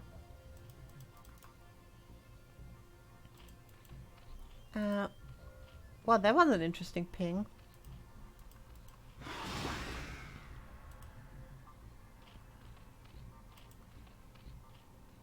Oh. Olin is like praying that they don't see the base, because otherwise it just dies. With all the lurkers and Mutalisk around now. Alinga is now moving towards Izu's base, meanwhile. But I'm afraid that once... Okay, and Izu is moving back. But we got 3 Sunks up and a bunch of Mutalisks around, so... And that are not enough marines. Splitting his Mutalisks away, that's nice.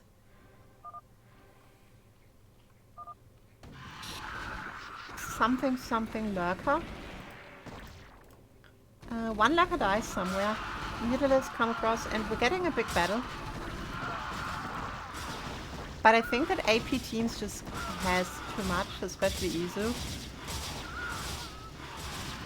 Like, he could have probably taken this alone.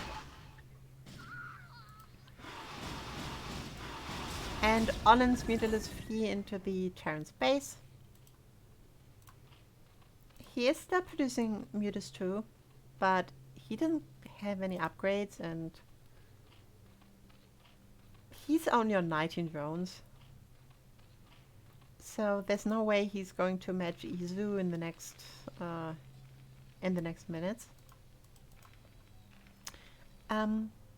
Alingo is now taking his command center, and they are moving out again. So they got science vessels, which means that if Izu isn't splitting well enough, he might lose a lot of mutas to the Irradiate, because Irradiate is a pretty strong spell, I'd say.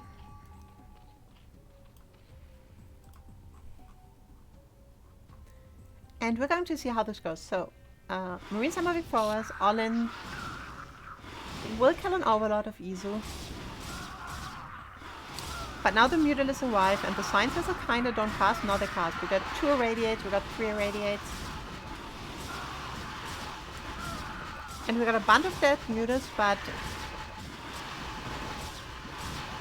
I believe Izu did split this quite nicely, although he also did lose a lot. Electric is now going for the Terran base, but I don't think he can come up the ramp with his lurkers. Or maybe he can. I mean, there are 4 marines. Oh, Olin is still around with his Mutalisks. And Izu is now counterattacking Olin, so this is getting kind of crazy. And oh, now Iso sees the third base, and they will be like, oh my god, you got a third base the whole time. What the hell? And yeah, this is going to be the end of Orange's third base.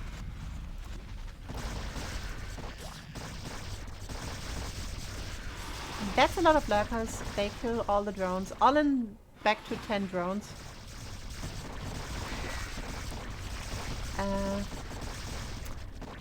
And it's hard to imagine iRk coming... that iRk comes back from this. Like, that's a lot of science vessels. Like, 5 science vessels isn't bad, but...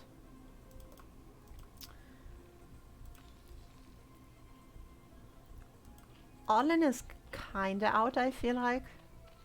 Like, he still has 7 Mutalisks, but he's on 1 base and only 10 drones. Like, look at the supply. He's like 30 behind the other Zerg player.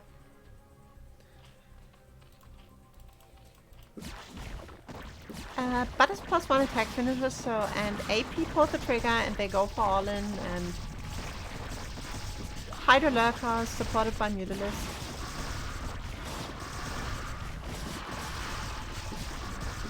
And yeah, this seems like they break Olin's base, but the Terran player's on the way. Olin is losing a hatchery.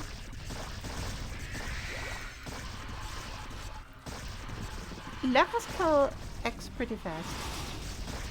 And now without air support, I guess Electrics will lose all his Lurkers, but he is trying to kill the lair before this. Meanwhile, the Terran player is moving upward towards the Grey player's base. And Olin barely saves his lair with 600 HP. The Zerg player is going to lose his third base. But this is looking scary on the minimap. So they will try to kill the Terran player's army.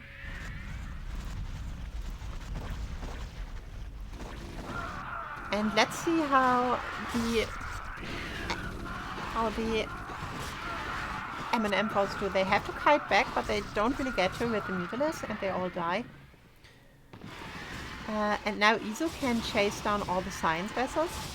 Although that's a lot of irradiates, and Olin's mutas are back, and Iso lost all of his Mutalisks. Wow. So I guess we're still in the game.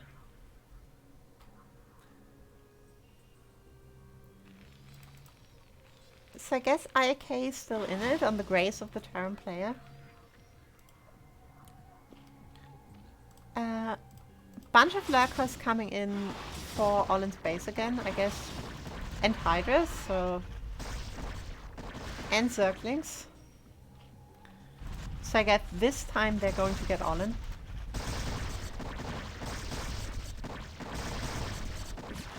Three more Mutas pop, but that's a lot of Hydra, Muta, Zergling, Lurker.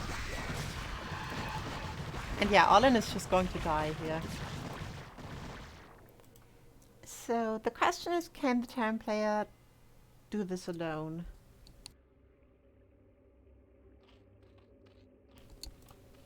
Oh wow, we got a Defiler mount, and Iso did go into Hive during all of this.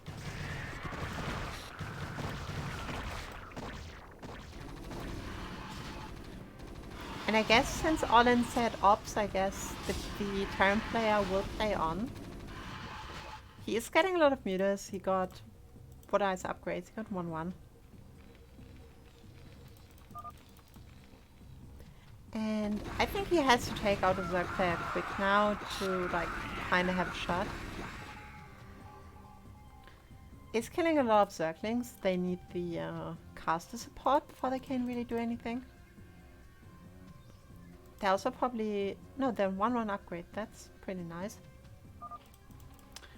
And Alinko is going for the Zerg base, but there's like 1, 2, 3, 4, 5, 6, 7, 8, 9 Lurkers morphing in.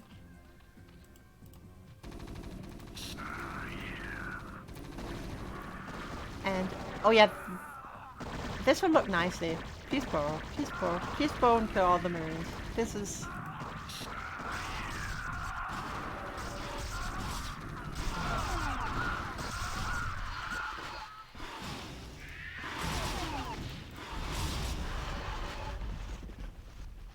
like just gotta look at this in silence as a Zerg player and like feel a wave of pleasure coming upon you at the sight of all the Terran army dying.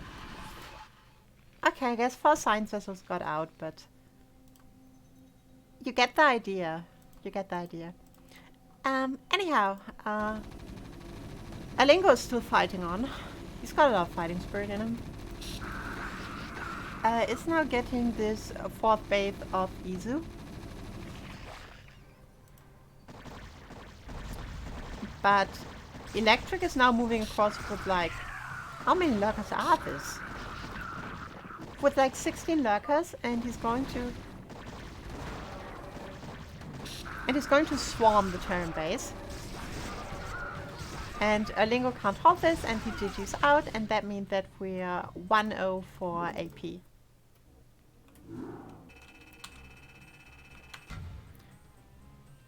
That was a pretty long 2v2. I don't think I had the pleasure to cast a 2v2 this long yet. So this is interesting. And we're going into the next game. The team of iRk got the map pick, so I wonder what we're going to see, if it's going to be Polypoid again, and it is Polypoid.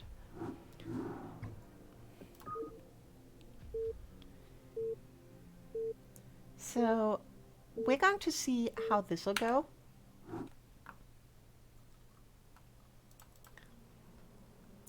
And yeah, win Polypoid, second game, 2v2. iRk is on its last life. Otherwise, they will only have got a single point out of this series. And in the 1 o'clock position, in the color dark green, playing a Zerg, we got iRk Olin. And in the 11 o'clock position, in the color black, playing a Zerg, we got AP Electric. And in the 7 o'clock position, playing as Terran, in the color bluish gray, we got iRk Erlingo. And in the 5 o'clock position, that's 5 o'clock, we got AP Izu playing in the color magenta. Playing a Zerg in magenta, that's what I wanted to say. So Izu will get the Overlord Scout of Olin. Olin will scout Electric, and he will scout Erlingo in turn. Izu will be the only one who's not going to be bothered by an Overlord. But I suppose Erlingo will... Yeah, he will scout Izu first, so everyone is going to see everything. Izu is going for a 12 pool this time around.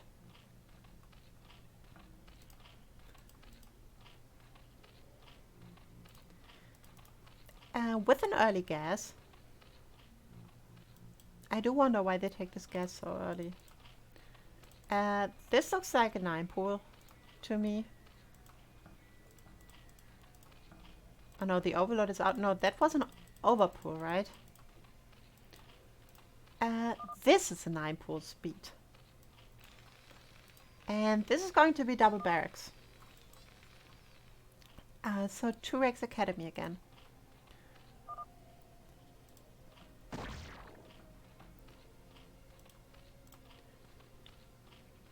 And we're going to see how this will play out. So the black player is moving out with a Zergling toward the Terran player. And this might just catch... this might just catch the Terran player off guard. No, he's... No, he's pulling away. Electric is going the other way, is going towards Olin. But Olin should have the upper hand with his overpool. He is putting up a sunken. Izu meanwhile going for his hatchery again. And is getting his lair. Erlingo is getting his marines. And yeah, this all seems pretty standard for the for the time being. Oh, we got a melee attack upgrade for electric. That's an early evo. He now pulled out of gas. That's AP does some really interesting stuff, I think.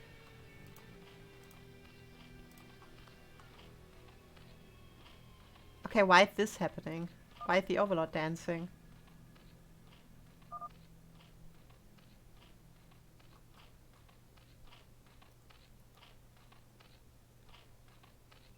Okay, just how? Why?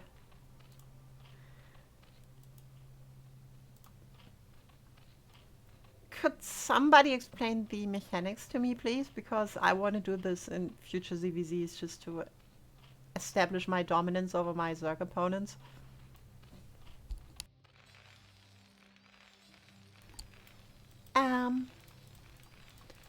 Yeah, and the Terran player is about to finish his academy, so we're going to get medics soon. The Black Zerg player is getting a second hatchery. Arlen is kind of stuck in his base. He's getting a Spire, which Isu sees. But Isu's Spire is going to be much faster.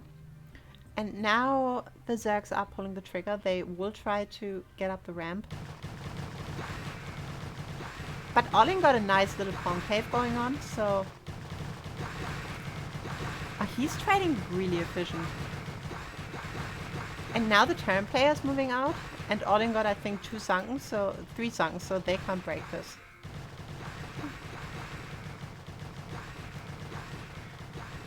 Isu's getting 2 sunk this time, but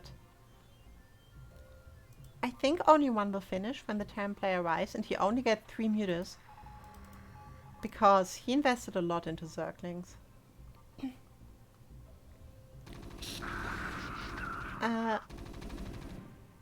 And Alingo turns around, he pushes back the Zerglings before going back towards Isu's base, but the second sunk is up now, and I'm not sure, 3 sunkens is the magic number, but I'm not sure if they can break it.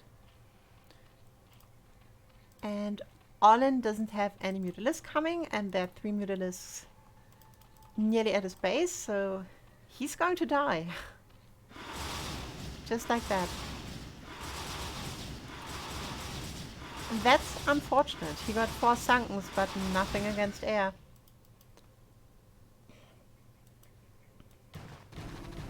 I wonder why Alingo turned around. Maybe I missed something, but that seems like... I mean, they did see, they knew it was 12-edged, so they kind of knew the Mutalisk timing, I guess, but... Okay, Olin pushes back the Mutas, but he's on 0 drones. So he'll be out for the time being, and now Alingo pushes into the sunkens. And there's only 2 sunkens. And the Zerglings aren't in position, so he might just break this. Okay, we got 6 Mutalisks, but 4 of these are basically dead. And this is going to be interesting. So, the Zerglings attack both Zerg players. Electric is... Yeah, I think he just wins this. Yeah, all dies. And I guess AP loses. Because medics and marines are pretty strong when, like against low Zerg numbers. That's a nice drone drill. And he's getting a lot of marines with this and a lot of value, and it gives the Black Zerg player time to come across the map. I was now trying to pull his drones out, but he loses nearly all of his drones too. And Alingo has as much supply as all other players. No, he has double the supply of all other players. And iRk wins. So that's 1-1.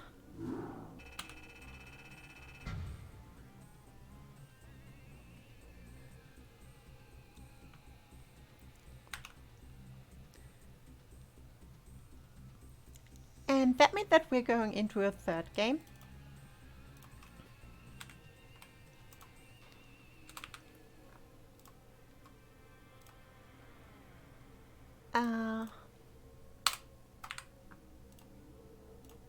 Honestly, I wanted the Zerg players to win, just because I think my voice is about to die. And we're going to Shakura's temple.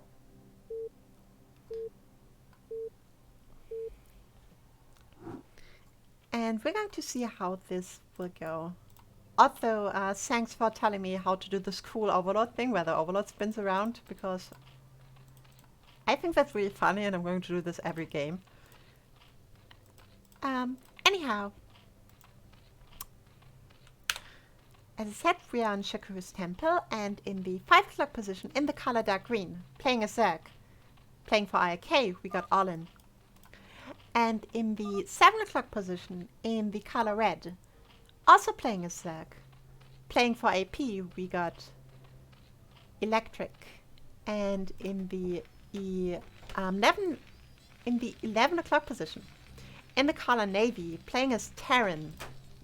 Representing iRk, we got Lingo.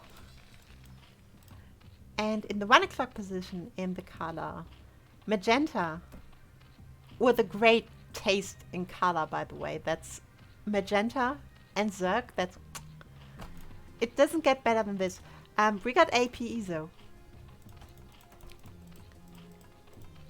So we're getting a spawning pool. That was a 9 pool.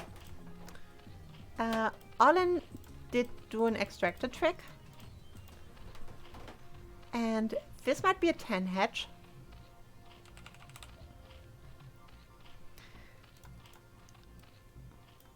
That's a lot of pings. And the red Zerg player is going for the 12 hatch, so AP kind of switching up their formula.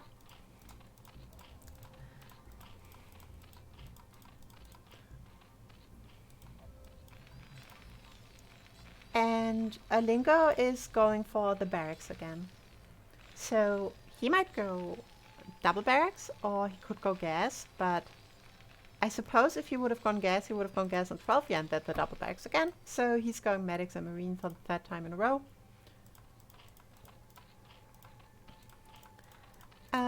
Olin did put down his hatchery, so I guess that was a 10 pool hatchery.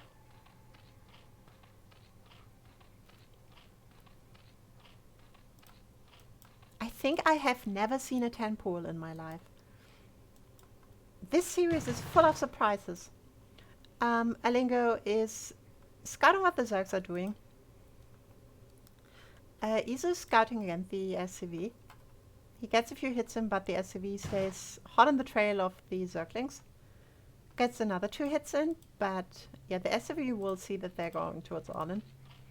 Olin got its Sunken Colony down though. So he's going to be fine. He's also droning up pretty hard. Is on 13 drones, only behind AP Electric, who's on 14. And of course Terran player got 17 SCVs, because imagine a world where you can just, where you don't have to manage lava. Izu is now going for the Terran player after all, and he got speed, so... Oh, he's getting on top of the Marines, he kills all of the Marines, and this is... And he kills an SCV, so he's provoking a... So he's provoking an SCV drill. AP Electric says nice. I think so too. I like it when Zerglings get to kill SCVs, but the drill was pretty good by Alingo. But Izu's really... He's getting a lot of time. Like... Oh, and now he's pulling around and he's getting... he's not getting an SCV, but he's provoking more weird SCV pulls. And now 6 more Zerglings come in and he's getting on top of the Marines again. Oh. Does kill 3 Marines again, but loses all of his Zerglings. And Alingo's now building a bunker, but now the red Zerg player is also coming in. Unfortunately with slow links. I think now speed finished just as he came into the base. And I think Alingo just dies.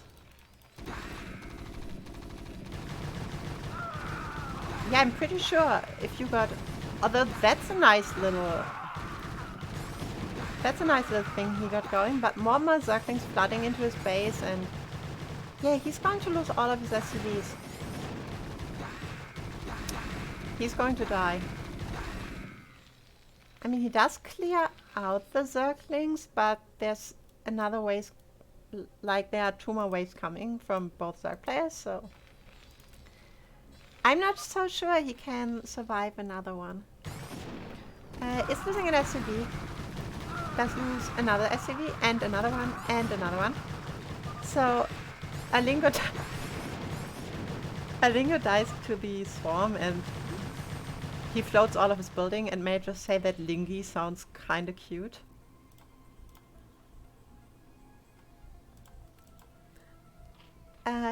And Electric got a sunk and his net, so Olin will not find much damage.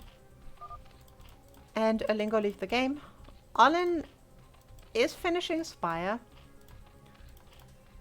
but the red Zerg player also got a Spire up already, so he's probably not going to find much damage.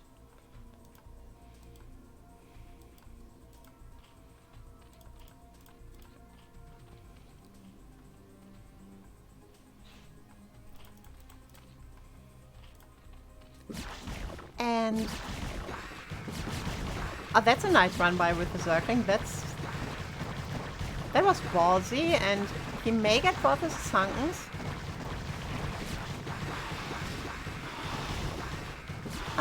Nearly gets both Sunkens. One survives with 23 HP, so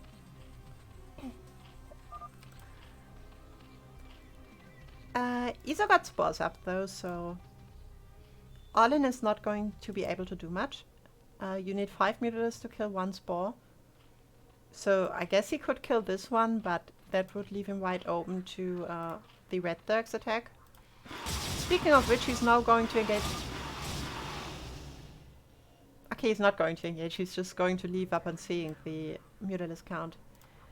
And that means that was a 2-1 for AP.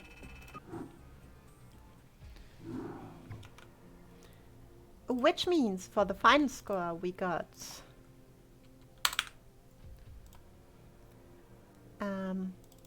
AP got 4 and iRk got 1. But since AP won the series, they actually get 5 points. So that's nice. Also, I thoroughly enjoyed this series. Like, so much Zerg. This was so cool. I mean, I could do this every...